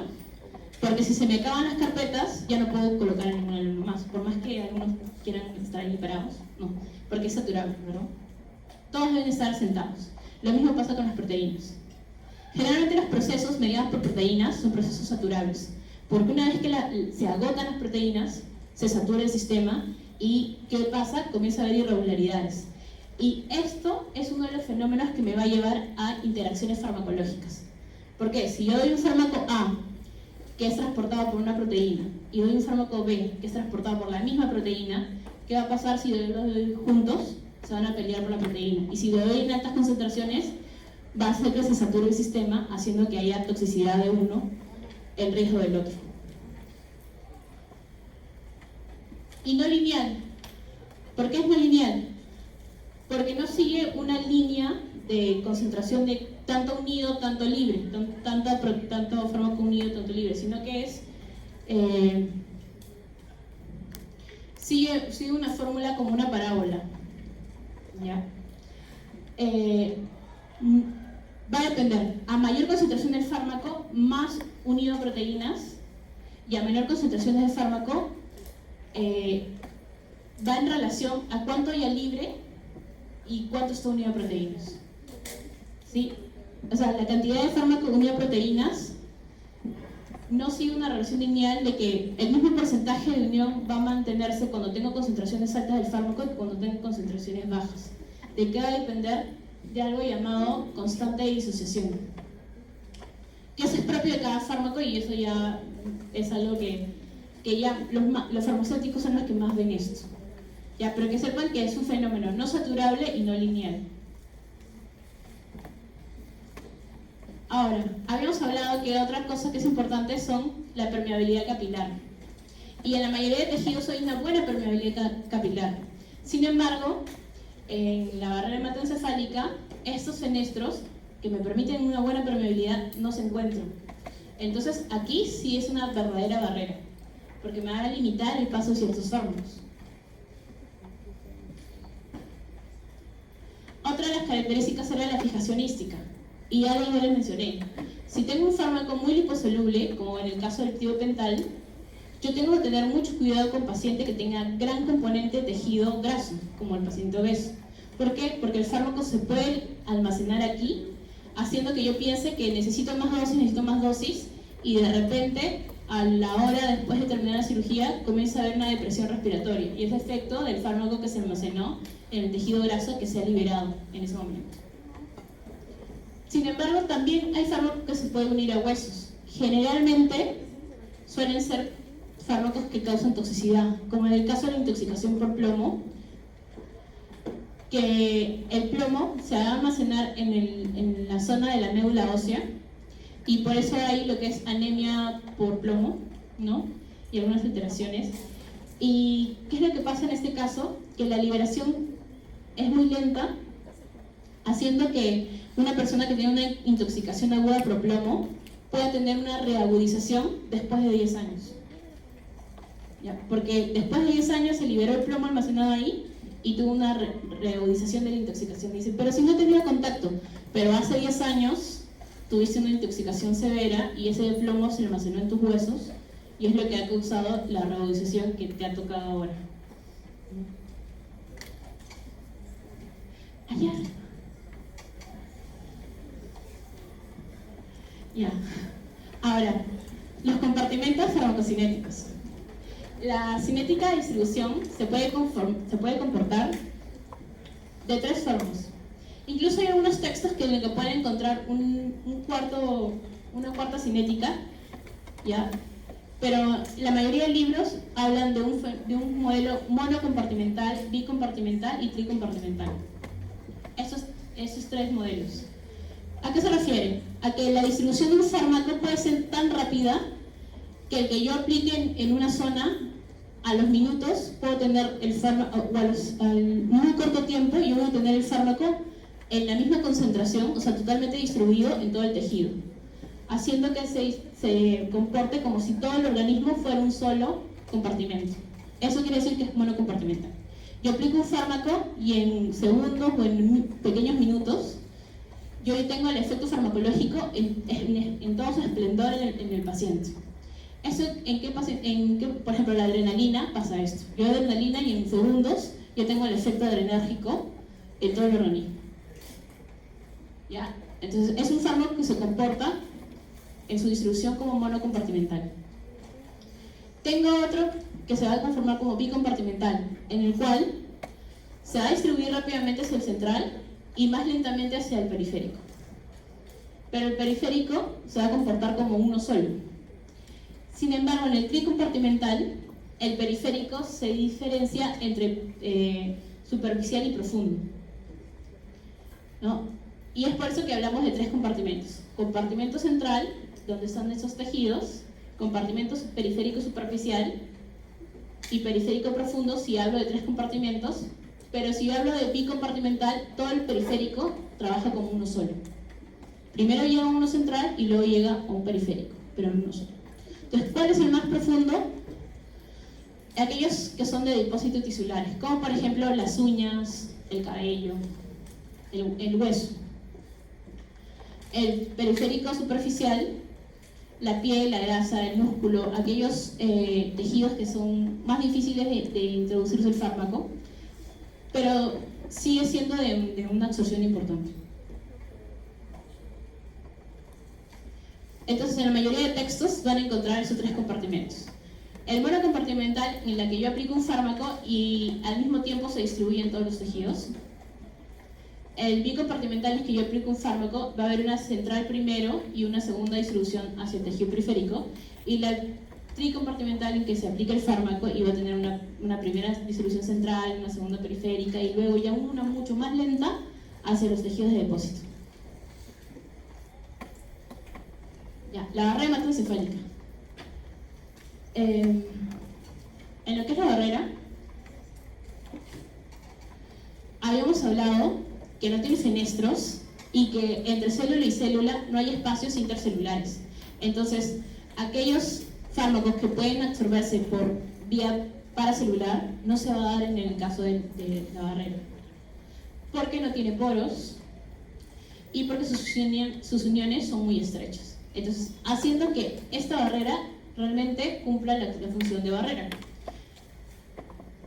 ¿Qué más tiene a favor mi barrera hematoencefálica? Las proteínas de flujo. Habíamos hablado que hay proteínas que sacan el fármaco de la célula. Eso tiene mi barrera hematoencefálica, haciendo que la glucoproteína P, fármaco que haya ingresado al sistema nervioso central, atravesó mi barrera, porque es muy lipofílico, pero es detectado por esta glucoproteína P, la expulsa del sistema nervioso central mediante la bomba de flujo. La glucoproteína P es muy abundante en la barrera hematoencefálica y cumple esta opción. Otro es el polipéptido transportador, el OAT, que en el caso de la barrera hematoencefálica está más presente que el OCT y se encarga de sacar aquellos fármacos que son básicos, ¿no? Que forman aniones. Un ejemplo clásico de esto es la loperamida. La loperamida es un fármaco que es un opioide, y como opioide ustedes van a revisar ya cuando vean opioides que los opioides tienen efectos en el sistema nervioso central, depresores del sistema nervioso central. Sin embargo, loperamida no tiene estos efectos. ¿Por qué? Porque loperamida es muy sensible a la acción de glucoproteína P. Loperamida atraviesa, glucoproteína P lo sensa y lo extrae del sistema nervioso central. Entonces, loperamida es un opioide, sí, pero que carece de efectos opioides centrales por acción de la glucoproteína P. Es muy eficiente para eso. Sin embargo, la barrera hematoencefálica también tiene sus momentos de debilidad. ¿Cuándo se vuelve débil mi barrera? Cuando hay inflamación meningia. ¿Por qué? Porque cuando hay una inflamación meningia por una infección, que es lo más frecuente, la barrera hematoencefálica cambia su permeabilidad, porque hay una inflamación. Cuando hay una inflamación, la permeabilidad se ve afectada. Y en este caso, esta barrera se vuelve más permeable, permitiendo que fármacos que no entraban puedan entrar. Es por eso que las penicilinas, que son antibióticos, que normalmente no atraviesan barrera hematoencefálica, en el caso de las meningitis y la inflamación meningia, sí van a poder atravesarlo. Y las penicilinas son efectivas para el meningococo, que es una de las causas de la meningitis. Entonces ahí es un efecto favorable que haya este cambio de la permeabilidad en la barrera. Ahora, la barrera placentaria. Y aquí la pregunta es, ¿será una barrera o no será una barrera? Realmente no es una barrera. ¿Por qué? Porque la membrana placentaria, mejor dicho, es una membrana de intercambio de sustancias entre la madre y el feto. En realidad es importante que haya un intercambio, que haya una entrada y una salida de sustancias. ¿Para qué? Para que el feto pueda eliminar los desechos y le pueda ingresar los nutrientes a la mamá. Entonces, eso es importante que sepan, sí, porque si yo doy fármacos que tengan potencial teratogenicidad, y al ser la barrera placentaria realmente no es una barrera, sino simplemente es una zona de traspaso, yo voy a exponer al feto a todos los fármacos que consuma la mamá. Y si yo no revisé y justo ese fármaco es teratogénico y yo se lo di a mi paciente y la paciente está embarazada y no sabía, ¿ya? Imagínense lo que puede pasar. Va a haber un alto riesgo de teratogenicidad o un aborto provocado por fármacos. Entonces, siempre hay que preguntarle, ¿está sospechando o tiene riesgo de estar embarazada? ¿Ya? No, porque tengo mi medida anticonceptiva. Ya, perfecto, tome este fármaco, no hay problema. ¿Ya? Incluso la placenta tiene transportadores de entradas para fármacos. Y también hay algunos que hacen de salida. En la placenta va a haber PIP, o sea, glucoproteína P también está presente. Y otra de las acciones que hace que el fármaco se pueda quedar atrapado en el feto es que el pH fetal es menor que el pH del sanguíneo de la madre. Nuestro pH es 7.4, el del feto puede estar en 7.0. Entonces, el pH ligeramente menos alcalino que el de la mamá hace que haya un atrapamiento iónico y por ende haya mayor tiempo de permanencia de ciertos fármacos en el feto, pudiendo producirle toxicidad. Entonces, nuevamente, el problema aquí es, cuando nosotros hacemos fármacos en gestantes, tenemos que tener mucho cuidado, primero, que no produzca toxicidad y que, sobre todo, no produce teratogenicidad, cuando lo damos en el primer y segundo trimestre gestacional. Y bueno, aquí tienen, ¿no? Alcohol y nicotina, nunca en una gestante. Son teratogénicos. El siguiente es metabolismo. Y este es uno de los más estudiados últimamente desde el punto de vista molecular, porque el metabolismo se encarga de transformar el fármaco o xenobiótico en un producto que sea más polar o más soluble en agua. ¿Por qué? Porque si mi mayor mecanismo de excreción de fármacos es por la orina, yo necesito que ese fármaco se pueda disolver en la orina, ¿verdad? Y la orina es un ultrafiltrado, es más agua que otra cosa. Entonces yo necesito que ese fármaco se pueda diluir ahí, para poder eliminarlo más fácilmente. Entonces el metabolismo se encarga de traducir este fármaco, que puede ser muy lipofílico, en una sustancia que sea más soluble en agua, para yo poder eliminarlo de la forma más sencilla que yo tengo, que es a nivel renal. Generalmente el metabolismo de un fármaco hace que mi fármaco, que está en un metabolito que es muy activo, pase hacia un metabolismo menos activo. Sin embargo, esto no se da siempre. Esto es usualmente. ¿Qué puede pasar? Yo puedo dar algo llamado profármaco, que es un fármaco en una forma previa a la forma activa. Si yo doy acá un profármaco, el fármaco se metaboliza y este metabolito puede ser incluso más activo que el fármaco original, porque yo lo di como profármaco. Yo necesito que ese profármaco se metabolice para que realmente pase a la forma activa del fármaco. Entonces, en esos casos, el metabolismo no promueve que disminuya su actividad, sino promueve que aumente la actividad de ese fármaco. Entonces, yo me voy a ubicar en diferentes situaciones. La primera situación es que mi fármaco es muy insoluble y a la vez es muy polar. Entonces, haciendo que yo no necesite metabolizarlo, porque ahí nomás el fármaco, mientras esté libre, se va a excretar por la orina. De forma muy fácil, porque se disuelve. Luego yo voy a tener un fármaco que sea hidrosoluble, pero que sea poco polar. Entonces, a este que es poco polar necesito hacerlo más polar mediante un mecanismo que se llama conjugación. Y la conjugación es un mecanismo de metabolismo de fase 2. Ya, entonces este fármaco va a tener fase 2 de metabolismo para que yo lo pueda excretar por vía renal. Pero yo voy a tener un fármaco, y es la mayoría, que son liposolubles. Ya, si es liposoluble, yo voy a tener dos opciones: que yo lo pueda metabolizar, y tengo metabolismo de fase 1 y metabolismo de fase 2 en diferentes reacciones bioquímicas, o que mi fármaco sea poco biotransformable, o sea que sea muy difícil de metabolizar, y aquí genera la toxicidad. Entonces, ¿qué va a pasar aquí? Que este fármaco, que es poco biotransformable, se va a almacenar, se va a retener, y yo no lo voy a poder limitar con facilidad. Entonces, en el caso de la toxicidad por drogas, por cocaína, la toxicidad crónica por cocaína, pasa esto: hay retención de los metabolitos. Entonces, la biotransformación es un proceso que tiene dos fases. La fase 1, que suele darse en el retículo endoplasmático. ¿De qué? Del hepatocito, porque el principal órgano que metaboliza es el hígado. ¿Puede haber metabolismo en otros órganos? Sí, sobre todo si son del tracto gastrointestinal. Intestino. En otros órganos, sí, en el riñón, en el pulmón, en las glándulas adrenales, en el cerebro y en la piel. Sin embargo, el metabolismo de estos otros órganos es mínimo. Suele ser un metabolismo muy local, que se activa sobre todo cuando hay deficiencia del metabolismo hepático, como por ejemplo en el paciente que tiene cirrosis o el paciente que tiene insuficiencia hepática. El principal órgano del metabolismo es el hígado. Entonces, ¿en quién se da esa fase 1 y esa fase 2 de metabolismo? En el hepatocito.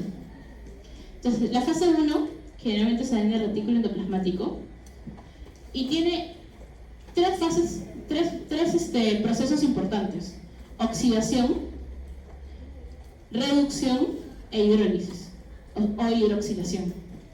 ¿Sí? Tiene esos tres importantes. Que cada uno de esos se pueda diferenciar en muchos otros, sí, aquí está, porque hay diferentes enzimas que producen diferentes procesos. Pero así sea oxidación alifática o desalquilación, son procesos de oxidación. Todos son procesos de oxidación. Entonces, los mecanismos de fase 1 se dividen en tres importantes: oxidación, reducción e hidroxilación. Y en el caso de la fase 2, aquí ya no son reacciones bioquímicas netas, sino que hay una reacción de conjugación. Y aquí en esta reacción de conjugación es que se va a agregar una molécula al fármaco para que ese metabolito sea más polar.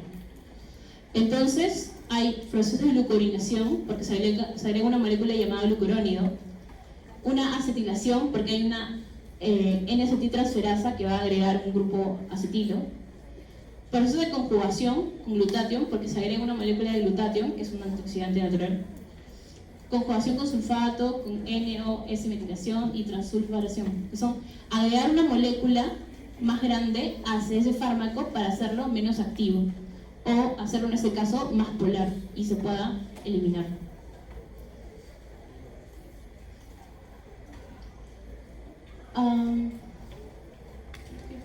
Ya, este iba antes, ya, se me movió.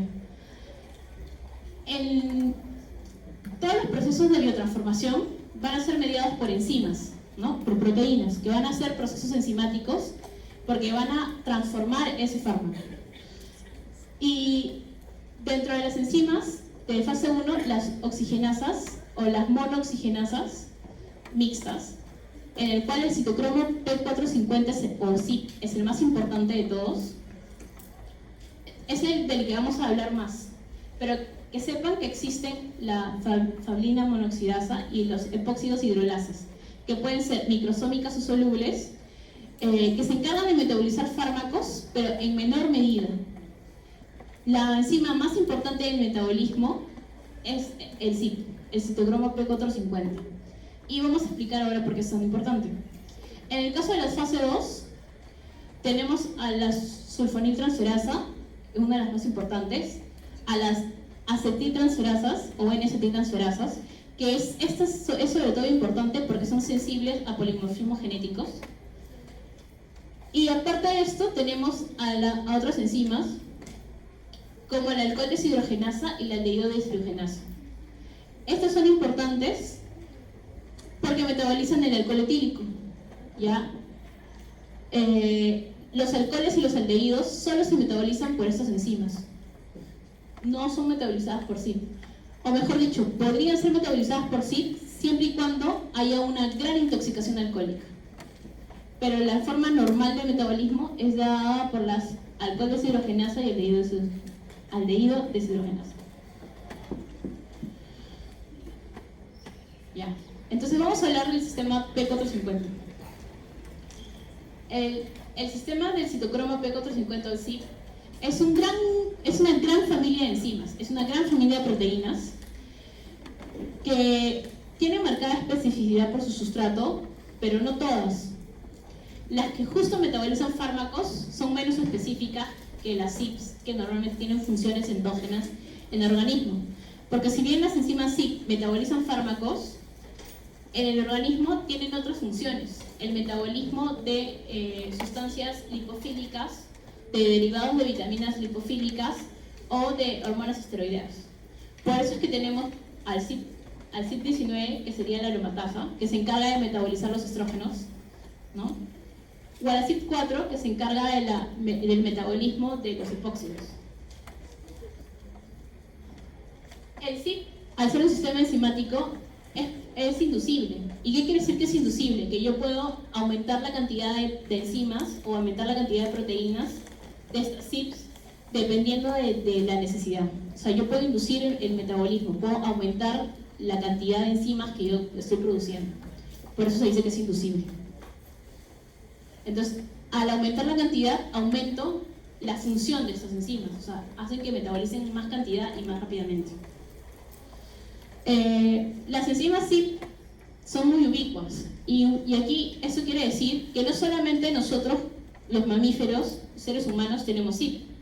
Desde la planta, desde el hongo, en todos los reinos de seres vivos hay CYPs. Desde células procariotas hasta células eucariotas hay CYPs. Entonces hay CYP en animales, plantas, hongos y bacterias. Sin embargo, los CYPs que son de los humanos son diferenciados a los CYPs que hay en otros animales y son diferenciados de los CYPs que hay en los hongos y en las plantas. Por eso, si hablábamos de que hay CYP1, CYP2, CYP3, hay CYP hasta 114, creo, si mal no recuerdo la última revisión. Hay muchas, infinidad de familias de CYPs. Y conforme se van estudiando en los otros reinos, es que se van separando las numeraciones de los CYPs. Incluso hay páginas web que hacen toda esta clasificación de los CYPs. Si tienen curiosidad, las pueden buscar. Estos CYPs se encuentran principalmente en el sistema digestivo, por eso es que son los principales metabolizadores de fármacos, pero también se pueden ubicar en los otros órganos que ya mencionamos en muy pequeñas cantidades.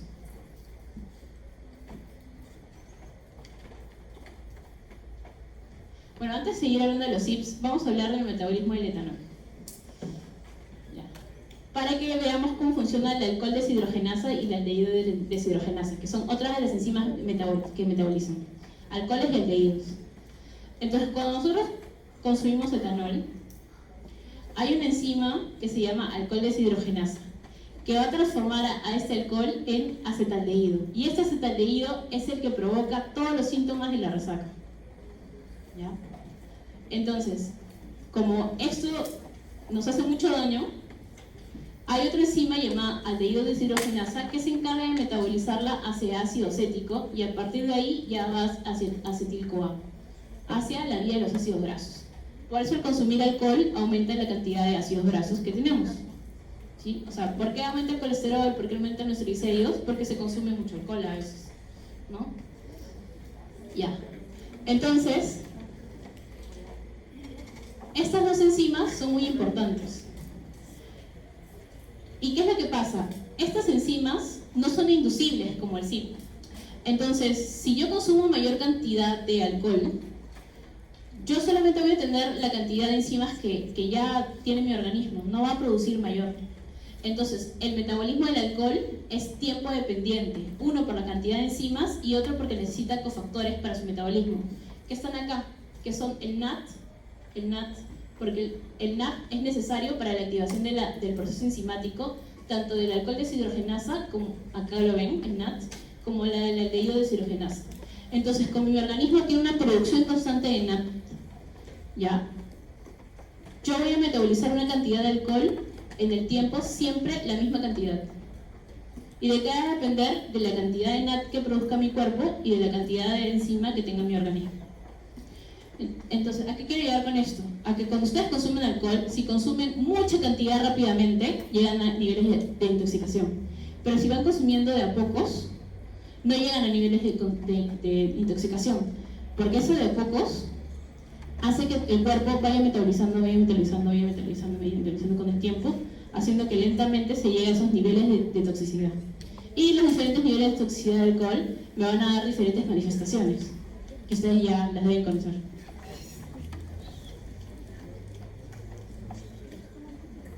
Ya.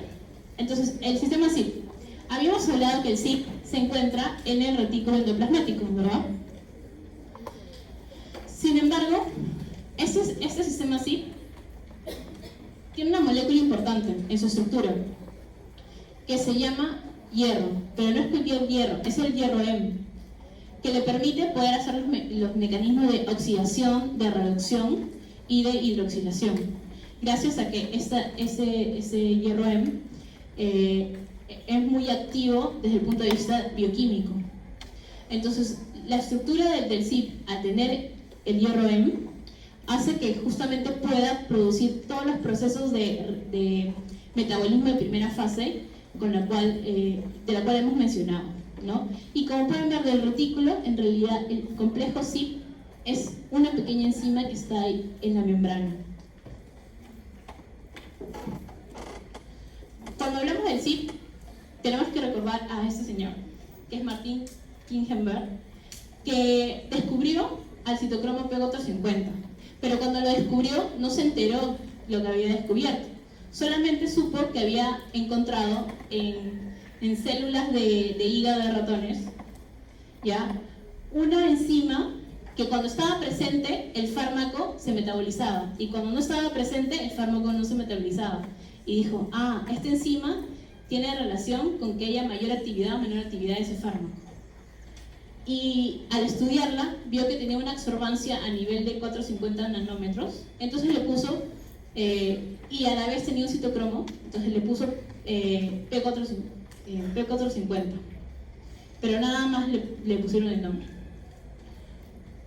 Sin embargo, ese es el estudio del señor. Sin embargo, años después, con Ryo Sato y Tsuneo Mura, es que realmente denominan a este citocromo P450 y le dan todo el estudio, inician todo el estudio que se tiene del nivel del CIP y la gran variabilidad de enzimas que existen para el metabolismo de fármacos. Entonces, gracias a estos señores es que nosotros conocemos ahora cómo es que es todo este proceso de metabolismo. Ahora, ¿por qué estos CIPs tienen un número, una letra y luego otro número? Porque cada uno de estos codifica la especificidad de ese CIP. El primer número que viene continuo al CIP es el número que identifica a la familia. El siguiente número, la siguiente letra en este caso, es lo que identifica a la subfamilia del CIP. Y el último número es el nombre de la enzima específica. Por ejemplo, se puede decir que el CIP, el primer número es el nombre del apellido paterno, la letra del apellido materno y el número último es el nombre de la persona. Eso es como está clasificado los CIP. Entonces, cuando yo hablo de subfamilia, yo hablo de la subfamilia 2A. Pero cuando hablo de la familia, yo hablo de la familia CIP2 o CIP1. O cuando yo hablo de la enzima específica, yo le tengo que poner su nombre, apellido y apellido materno, apellido paterno, y digo CIP2A7. ¿Qué otra cosa puedo encontrar en revisiones que yo haga de los CIPs? Puedo encontrar este asterisco, un número y una letra. Y esto está hablando de que esa es una variable genética de ese CIP. Entonces, cuando encuentren esto, se está refiriendo a que no es la forma normal del CIP, es la forma que tiene una variante genética de ese CIP.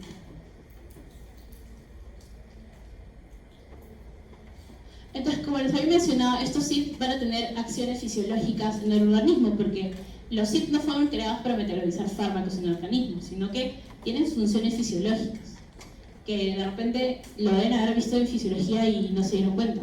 En el caso, por ejemplo, del CYP17 y el CYP... En el caso de algunos CIPs, que generalmente es el CYP19, se encarga del metabolismo de las proteínas, de los estrógenos, como la aromatasa. El CYP19 está activo en la aromatasa para que haya la producción de estrógenos y a partir de DEAs, de hidroepiandrosterona. También se encarga del metabolismo de la vitamina D y se encarga del metabolismo del colesterol. Entonces, todo lo que tenga que ver derivados de ácidos grasos, como el ácido araquidónico, es metabolizado por CIPs. No usualmente los CIPs que son para metabolismo de fármacos, que son el 1, 2 y 3, sino a partir del 4, el 5, el 10, el 11, el 19. Entonces, ya centrándonos en la parte de fármacos, los CIPs en el ser humano hay 12 que tienen potencial función a nivel de metabolismo de fármacos. Tenemos el CYP 1A1, 1A2, 1B1, 2A6, 2B6, 2C8, 2C9, 2C19, 2D6, 2E1 y el 3A4 y el 3A5. En este caso, ¿por qué he marcado el 3A4? Porque como pueden ver aquí en la gráfica, el CYP 3A4 es el más abundante en el organismo. ¿Y por qué es importante que sea el más abundante? Porque es el que se encarga de metabolizar la mayor cantidad de fármacos. Cerca de la mitad, más de la mitad de los fármacos que consumimos normalmente son metabolizados por el CYP 3A4. ¿Quién le sigue en importancia? Ese de aquí, el 2D6. El 2D6 es otro de los CYPs que se encarga de metabolizar una gran variedad de fármacos. Después tenemos el 1A2 y el 12-9 en importancia. Entonces aquí podemos ver que una de las subfamilias más importantes es el CYP3. Y en el CYP3 tenemos al CYP3A4, que se encarga solamente el CYP3A4 de metabolizar todos estos fármacos. Y aquí tienen, por ejemplo, el 1A2 metaboliza esto, el CYP2A6, el 2C8, el 2C9, el 2D6 y el 3A4. Pero uno de los principales metabolizadores es la subfamilia 3A, ¿mediante quién? Mediante la enzima específica 3A4. Y en la fase 2 ya habíamos mencionado que también hay enzimas. Una de las más frecuentes es esta, la glucuroniltransferasa. Es muy frecuente. Y otra de las de importancia, pero no tan abundante, pero es importante, es la N-acetiltransferasa. Y en cantidad tenemos a la glutatión sulfidrilo, por eso es S-transferasa, y la sulfotransferasa en frecuencia.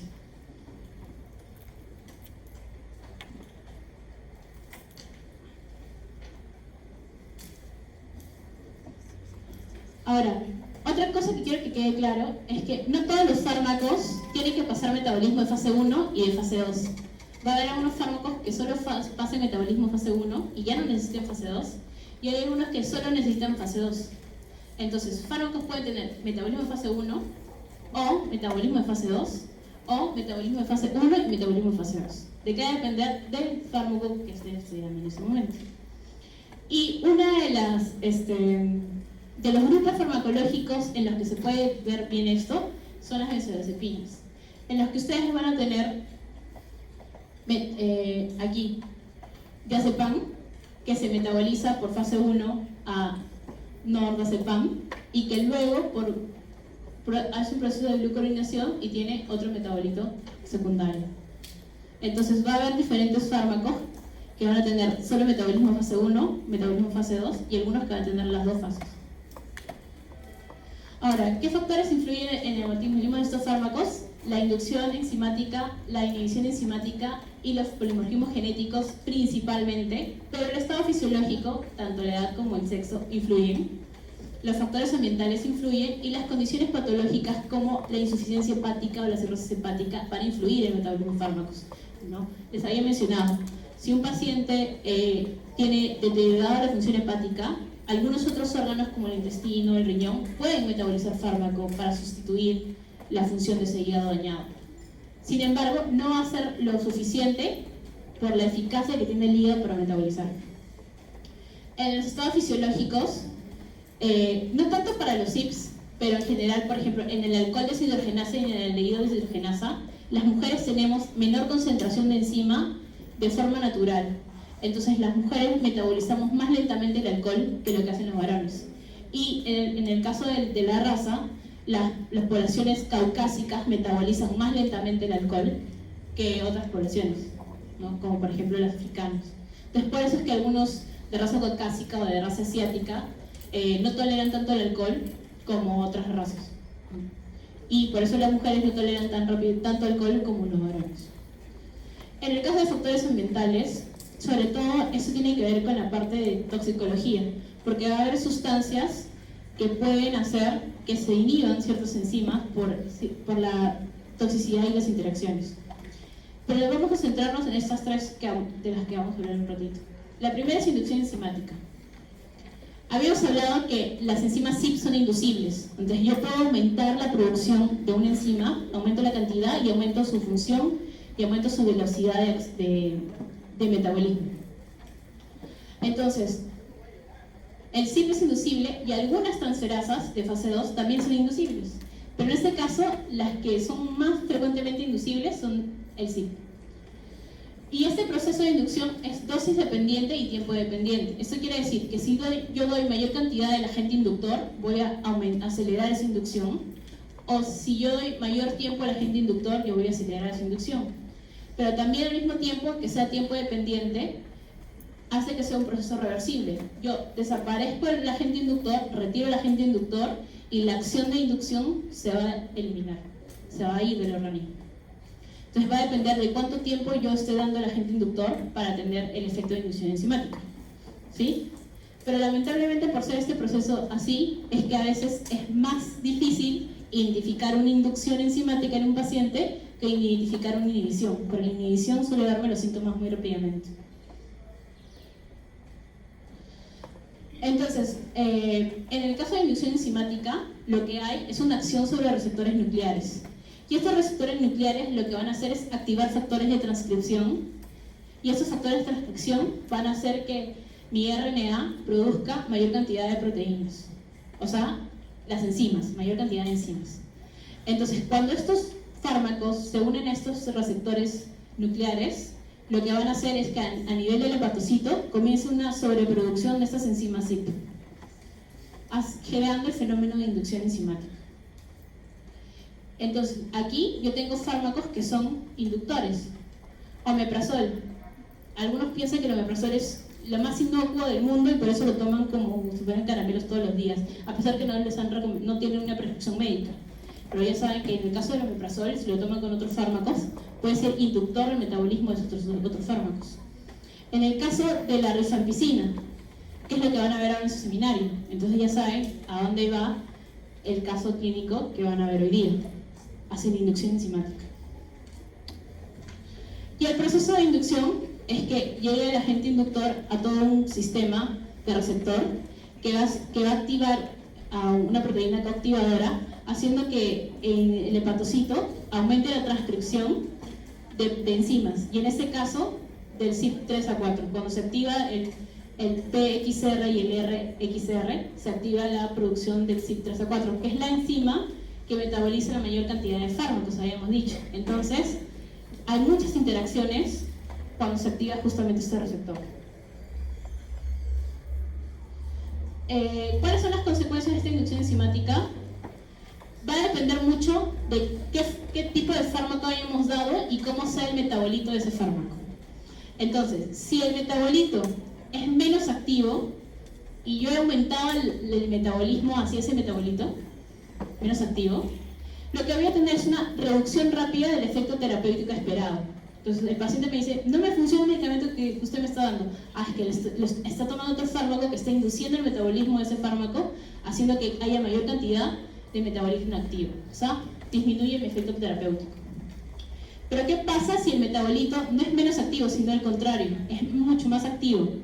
O yo he dado un profármaco y el metabolismo me lo lleva hacia la forma biológicamente activa y por ende el que tiene actividad farmacológica.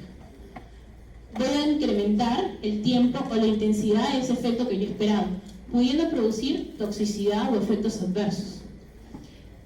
Y si peor aún el metabolito que yo estoy induciendo es tóxico, lo que voy a tener es un efecto tóxico muy rápidamente, haciendo que en consecuencia hayan interacciones farmacológicas por la inducción enzimática. En algunos casos puede haber resistencia al fármaco, ¿no? Intolerancia. Tolerancia quiere decir que ya no hay respuesta del receptor hacia el efecto de este fármaco. ¿Qué fármacos me pueden producir inducción enzimática? Rifampicina. ¿Qué es rifampicina? Un fármaco que se usa para el tratamiento de la tuberculosis. Entonces el paciente que consume tratamiento anti-TBC no lo consume un día, no lo consume dos, no lo consume una semana, lo consume meses, ¿verdad? Entonces hay que tener mucho cuidado con cualquier fármaco que le puedan dar adicionalmente a ese paciente que tiene TBC y que de repente esté con gastritis y que de repente esté con una dermatitis, o que de repente justo tuvo una celulitis y hay que darle un antibiótico, ¿no? Entonces hay que tener mucho cuidado con las patologías concomitantes a ese paciente que está en tratamiento anti-TBC, porque hay inducción por rifampicina. Fenitoína, paciente que tiene tratamiento anticonvulsivante para tratar la epilepsia, toma fenitoína de forma crónica, todos los días toma fenitoína. ¿Qué va a pasar? Si yo no conozco bien acerca de interacciones farmacológicas, voy a tener inducción enzimática. Y anticonceptivos orales. Los anticonceptivos orales inducen metabolismo, pero también son inducibles de metabolismo. ¿Ya? Entonces aquí hay muchas interacciones. Inhibición enzimática. Esto es más fácil porque inhibición ya sabemos, inhibe, o sea, bloquea. ¿Y qué es lo que pasa? Efectivamente, lo que pasa es que el CYP es peleado por dos fármacos, haciendo que el que tenga mayor afinidad se va a unir, bloqueando el metabolismo del otro fármaco. Se ve mejor en esta gráfica, ¿ya? Cuando se da la droga sola, el CYP lo va a metabolizar y la droga 1 va a pasar al metabolito de droga 1 y luego va a ser excretado, el clearance de la droga 1, ¿no? La excreción. Pero cuando yo doy dos drogas, una droga aquí en este caso es la víctima y otra droga es la perpetradora, o sea, la que le va a hacer daño en este caso, la que le va a inhibir, la va a bloquear. Entonces voy a tener mi enzima CYP, pero esta enzima CYP tiene mayor predilección por esta droga 2. Entonces se va a unir esta, dejando a la droga 1 libre, y si esta droga 1 es biológicamente activa, mayor concentración tóxica. Si esta droga 1 es profármaco, no va a haber efecto farmacológico. Pero lo más frecuente es que yo doy la droga 1 y esta droga, como yo no me doy cuenta de la inhibición, el paciente toma su segunda dosis, sigue normal, toma su tercera dosis y llega a concentraciones tóxicas rápidamente. Por eso la inhibición es más fácil de notar que la inducción. Y entonces aquí pueden ver en la gráfica la concentración de dar la droga sola, pero la concentración de dar la droga con el inhibidor hace que yo bloquee el metabolismo, haciendo que las concentraciones de esa droga que ha sido inhibida aumenten rápidamente en sangre. Ejemplos aquí. Tenemos un CYP 1A4, ¿ya? Que tiene un sustrato. Este 1A4 metaboliza todos estos fármacos. Cafeína, haloperidol para como fármaco antipsicótico, naproxeno, que es un NINES, propanolol, que es un beta bloqueante. Y entonces, ¿qué va a pasar? Este CYP 1A2 puede ser inhibido, pero a la vez también puede ser inducido. Entonces yo tengo que tener cuidado de dar si yo doy a un paciente haloperidol y al mismo tiempo le doy ciprofloxacina porque tiene una infección, voy a estar inhibiendo el metabolismo. Pero si ese paciente fuma, al mismo tiempo va a estar induciendo el metabolismo. Entonces hay interacciones farmacocinéticas. Hasta aquí, farmacocinéticas, pero todavía no hemos visto farmacodinámica. Y otra de las cosas que afectan son los polimorfismos genéticos. Y en ese caso, uno de los casos típicos que siempre van a revisar, y es en la mayoría de textos, es que la N-acetiltransferasa, que se encarga de la N-acetilación, que se da con la isoniazida, se ha afectado porque hay una variante genética que hace que esa enzima funcione diferente al efecto normal, haciendo dos grupos, o que lo hagan más rápido o que lo hagan más lento. Entonces, yo tengo una droga que un grupo metaboliza más rápido.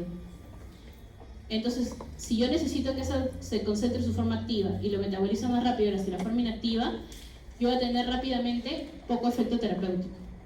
Pero si ese fármaco metaboliza más lento, yo voy a tener un gran efecto terapéutico y incluso toxicidad, si lo tomo frecuentemente.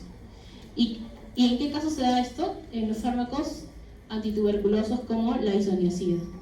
La N-acetiltransferasa se encarga de metabolizar la isoniazida. Y ya dijimos, realmente TITEVE no se da un día, dos, se da meses. Yo tengo que identificar si somos acetiladores rápidos o acetiladores lentos. El doctor en la clase inaugural les mencionó, los peruanos somos acetiladores rápidos. Y hay todo un mapa para definir los acetiladores. Entonces nosotros sí tenemos problemas de resistencia justamente por estos fenómenos.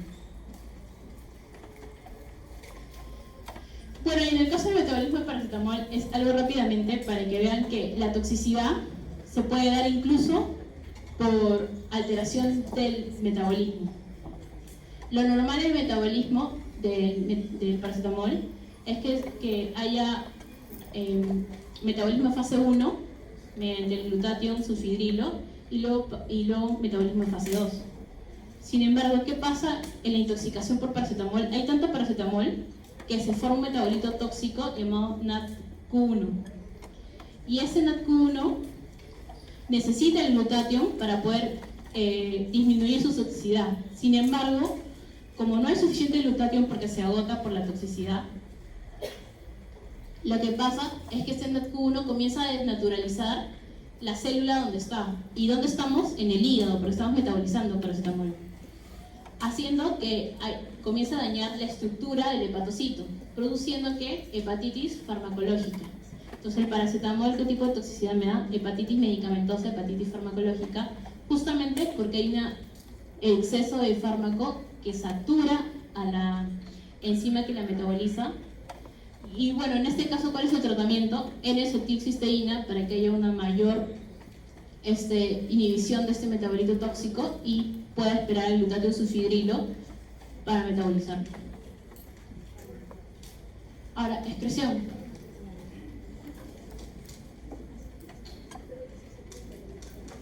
Tenemos clases hasta las 9:30. Ya, sí, entiendo. ¿Qué son las clases? Ya bastante. Ya ahí, en lo que... break de 10 minutos y no me va a alcanzar para terminar la clase. Ya, excreción. Eso es para una idea más rápido porque todos ustedes ya llevaron fisiología renal y lo comprenden al 100%. Entonces ya hemos mencionado que el órgano más eficiente para poder excretar fármaco es el riñón, el más económico y el más eficiente porque tiene un gran volumen de excreción. ¿Cuánto de orina formamos? Al día, 1,5 litros. Los que toman más agua pueden llegar a los 2 litros, los que toman más agua a 1 litro, pero más o menos 1,5 litros, ¿verdad? Entonces, en ese 1,5 litros yo puedo disolver mucha cantidad de fármaco, ¿sí? Por eso es que la excreción renal es la más eficiente, la más económica desde el punto de vista de ahorro energético del organismo. Sin embargo, la excreción se puede dar por diferentes vías. Diferentes líquidos corporales se puede excretar fármaco. Uno de ellos, la bilis y las heces. Ahí se puede excretar fármaco. En el aire expirado. Y nuevamente volvemos al ejemplo del etanol, que es el más clásico. Ustedes cuando han estado cerca a alguna persona que está intoxicada por alcohol, ¿no sienten un olor característico? Aliento alcohólico. Eso es eliminación de alcohol por vía respiratoria. Porque el alcohol es volátil. Ya habíamos hablado hace un rato que el alcohol es muy volátil, ¿no? Se volatiliza rápidamente, entonces nosotros eliminamos etanol por la respiración. En mucho menor porcentaje vamos a eliminar en la saliva, en la leche materna y en el sudor. Sin embargo, la leche materna, a pesar de ser una vía poco importante desde el punto de vista para la mujer, o sea, para la persona, es muy importante para el niño lactante. Porque nuevamente, si nosotros damos así sean pequeñas concentraciones, para ese neonato lactante, esas concentraciones pueden ser muy altas y causarle toxicidad. Entonces nosotros tenemos que saber bien si hay ciertos fármacos que se concentren más o menos en leche materna y esta concentración pueda causarle daño al bebé lactante. Algunas veces la lactancia tiene que contraindicarse cuando la paciente necesita un tratamiento farmacológico y no hay otra opción. Se le da sustitutos de leche al niño mientras dure el tratamiento farmacológico. Entonces, ¿qué características tienen estas vías? La más importante es el riñón y la vamos a hablar con más detalle, pero en el caso de la bilis y las heces, es una vía que se puede estudiar junta porque el fármaco que no se absorba al nivel del tracto gastrointestinal, ¿a dónde va a ir? Hacia el intestino grueso y hacia las heces. Entonces se elimina por ahí. El fármaco que se elimina por la bilis ¿hacia dónde se elimina? Hacia el intestino delgado y por ende va hacia toda la parte intestinal y se elimina por las heces. Generalmente esta excreción va en contra de la gradiente de concentración, o sea, es un mecanismo de eliminación con gasto energético, con alto gasto energético, porque puede concentrar hasta 500 veces más la concentración que hay en el plasma. O sea, un fármaco en la bilis puede estar tan concentrado que va a estar hasta 500 veces más la concentración del fármaco que yo puedo tener en el plasma. Por eso la bilis es un medio muy importante para poder eliminar aquellos fármacos que sean muy lipofílicos y que yo no pueda biotransformar. En el caso del pulmón, es importante para aquellos fármacos que sean volátiles o cuando yo doy terapia inhalatoria. ¿Por qué? Porque los anestésicos inhalados se van a administrar por vía inhalatoria, pero también se van a eliminar por la vía inhalatoria. Entonces, hay otras constantes cinéticas que tienen que ver con distribución alveolar, que son importantes en esta vía, la respiratoria. Y en el caso de la leche materna, la mayor importancia es si este fármaco va a tener un efecto farmacológico a nivel del lactante que está siendo amamantado. Y en este caso, nuevamente, alcohol y nicotina prohibidos, porque son tóxicos para el niño. Otro de menor importancia es la lacrimal, la sudoración y la saliva. La lacrimal es de menos importancia, pero en algunos fármacos que pueden teñir tanto la orina, pueden teñir también el sudor o pueden teñir las lágrimas, de un color medio rojizo y pareciera que tuviera secreción sanguínea, pero en realidad es solamente coloración. Bueno, aquí rápidamente para que recuerden que en la vía renal hay un proceso de filtración, un proceso de reabsorción y un proceso de secreción tubular. Al final, ¿cuál es la tasa de excreción? La resultante entre la filtración más la secreción menos la reabsorción, ¿no? Como se excreta el sodio a nivel renal, igual pasa con los fármacos. Fármaco se filtra, fármaco se reabsorbe, fármaco se secreta. Y la resultante de la excreción va a ser filtración más secreción menos reabsorción. Entonces, así tenemos que el proceso de filtración va a depender del fármaco, cuánto fármaco hay libre y cuánto fármaco no está ligado a proteínas. En el caso de la secreción tubular, que es un proceso activo, va a depender específicamente de las proteínas transportadoras de membrana. ¿A nivel de dónde? De la célula de la nefrona. Ya sea túbulo contorneado proximal o asa de Henle, es importante. Y va a depender de la reabsorción tubular, que generalmente es un proceso pasivo. Y hacer un proceso pasivo depende de dos cosas que ya hemos hablado. Del pH y de que si está el fármaco en su forma no ionizada o en la forma ionizada. Si está en su forma no ionizada, se va a reabsorber más rápidamente. Si está en la forma ionizada, no se reabsorbe y se elimina por la orina. ¿Sí? Entonces, la importancia del pH es justamente para ver si está en forma ionizada o en su forma no ionizada. Nuevamente, dentro de todo esto que es la nefrona, en el túbulo contorneado, es muy importante los transportadores que ya habíamos hablado, tanto el OAT como el OCT, el transportador de aniones orgánicos o de cationes orgánicos. ¿De qué va a depender? De que es un fármaco que es ácido en su forma ionizada o si es básico en su forma no ionizada también, ¿no? Catión o anión. Entonces, la excreción renal en la fase de la filtración glomerular va a depender de algunos parámetros, pero directamente de qué depende de cuánto sea la fracción de fármaco libre en la sangre. Entonces, todo el fármaco libre se filtra porque está libre. Pero si este fármaco libre, su tamaño molecular es muy grande, no se llega a filtrar. Si es hasta 40 Armstrong, se filtra completamente. Si es más grande, no se va a filtrar.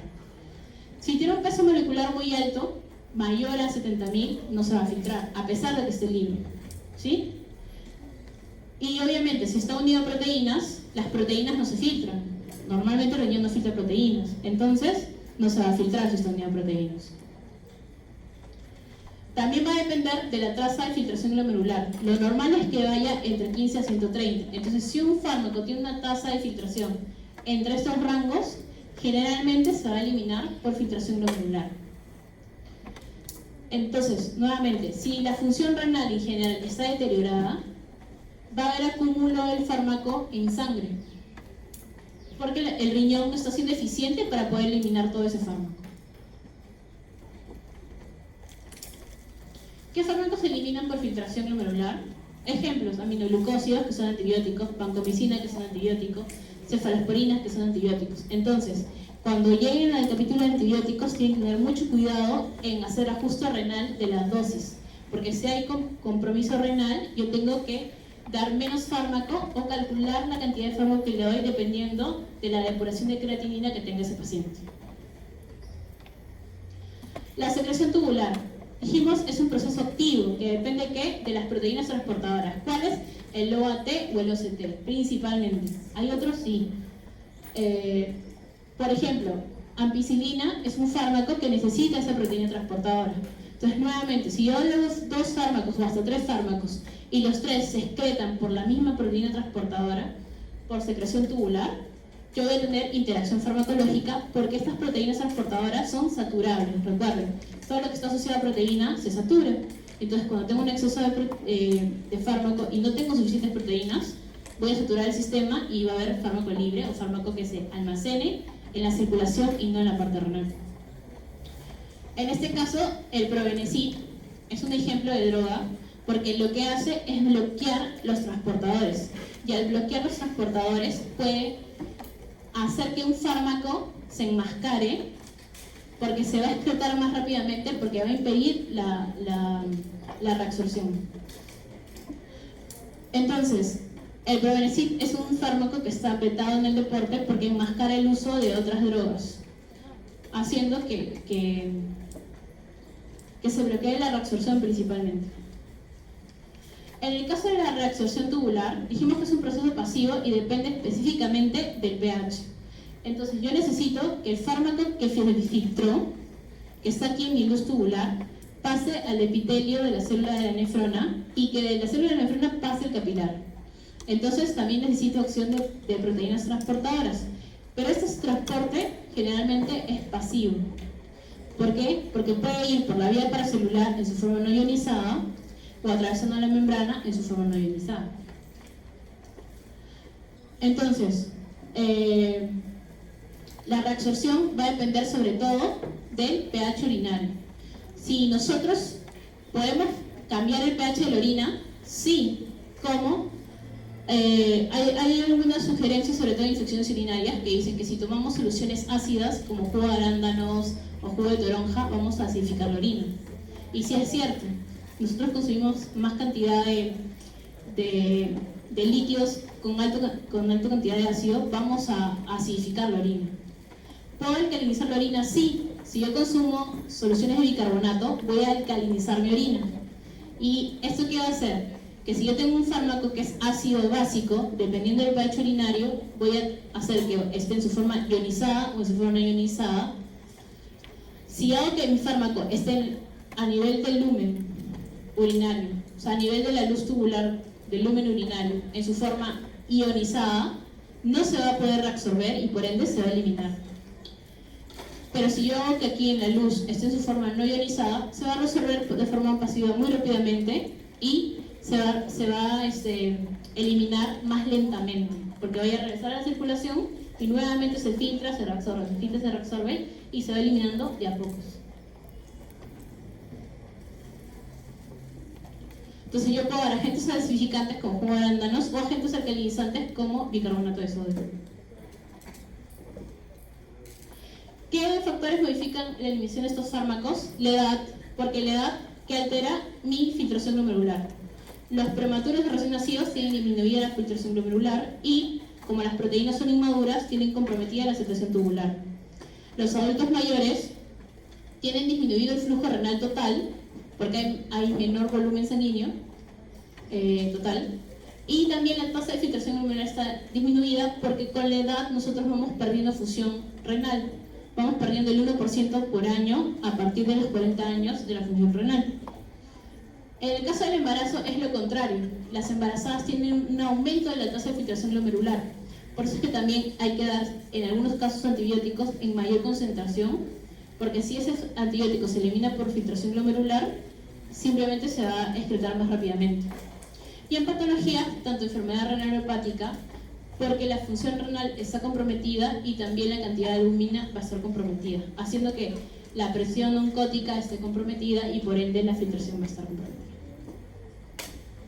Ahora, cinética de eliminación. Esto es una definición de cómo se van eliminando en el constante de tiempo las drogas. Y eso va a depender, hay generalmente dos, la de orden cero, cinética de orden cero y cinética de primer orden. La de primer orden es la que sigue la mayor cantidad de fármacos. ¿Qué quiere decir? Que a mayor concentración plasmática, a mayor concentración en sangre de un fármaco, yo voy a eliminar mayor concentración de fármaco. Pero a menor concentración de fármaco, mi eliminación es cada vez más lenta, haciendo que la curva cinética no sea lineal, sino que sea como una pendiente. O sea, primero rápido y luego va bajando. En cambio, la cinética de orden cero es la que sigue la eliminación del alcohol, que ya hemos visto. es constante en el tiempo. No depende de que si yo tengo mayor concentración de alcohol yo voy a eliminarlo más rápido, no. Depende de mi sustrato, que en este caso son mis enzimas. Si yo tengo mayor cantidad de enzima, voy a metabolizar más rápido. Si tengo menos cantidad de enzima, voy a metabolizar más lento. Entonces, aquellos que, en el caso del alcohol deshidrogenasa, el deshidrogenasa, siguen una cinética de eliminación de orden cero, que es eliminación del fármaco constante en el tiempo. En el caso de la de primer orden, es eliminación del fármaco dependiente de la concentración plasmática. Y esas son las gráficas. Cinética de orden 1, que forma la parábola. Cinética de orden 0, que generalmente es constante en el tiempo.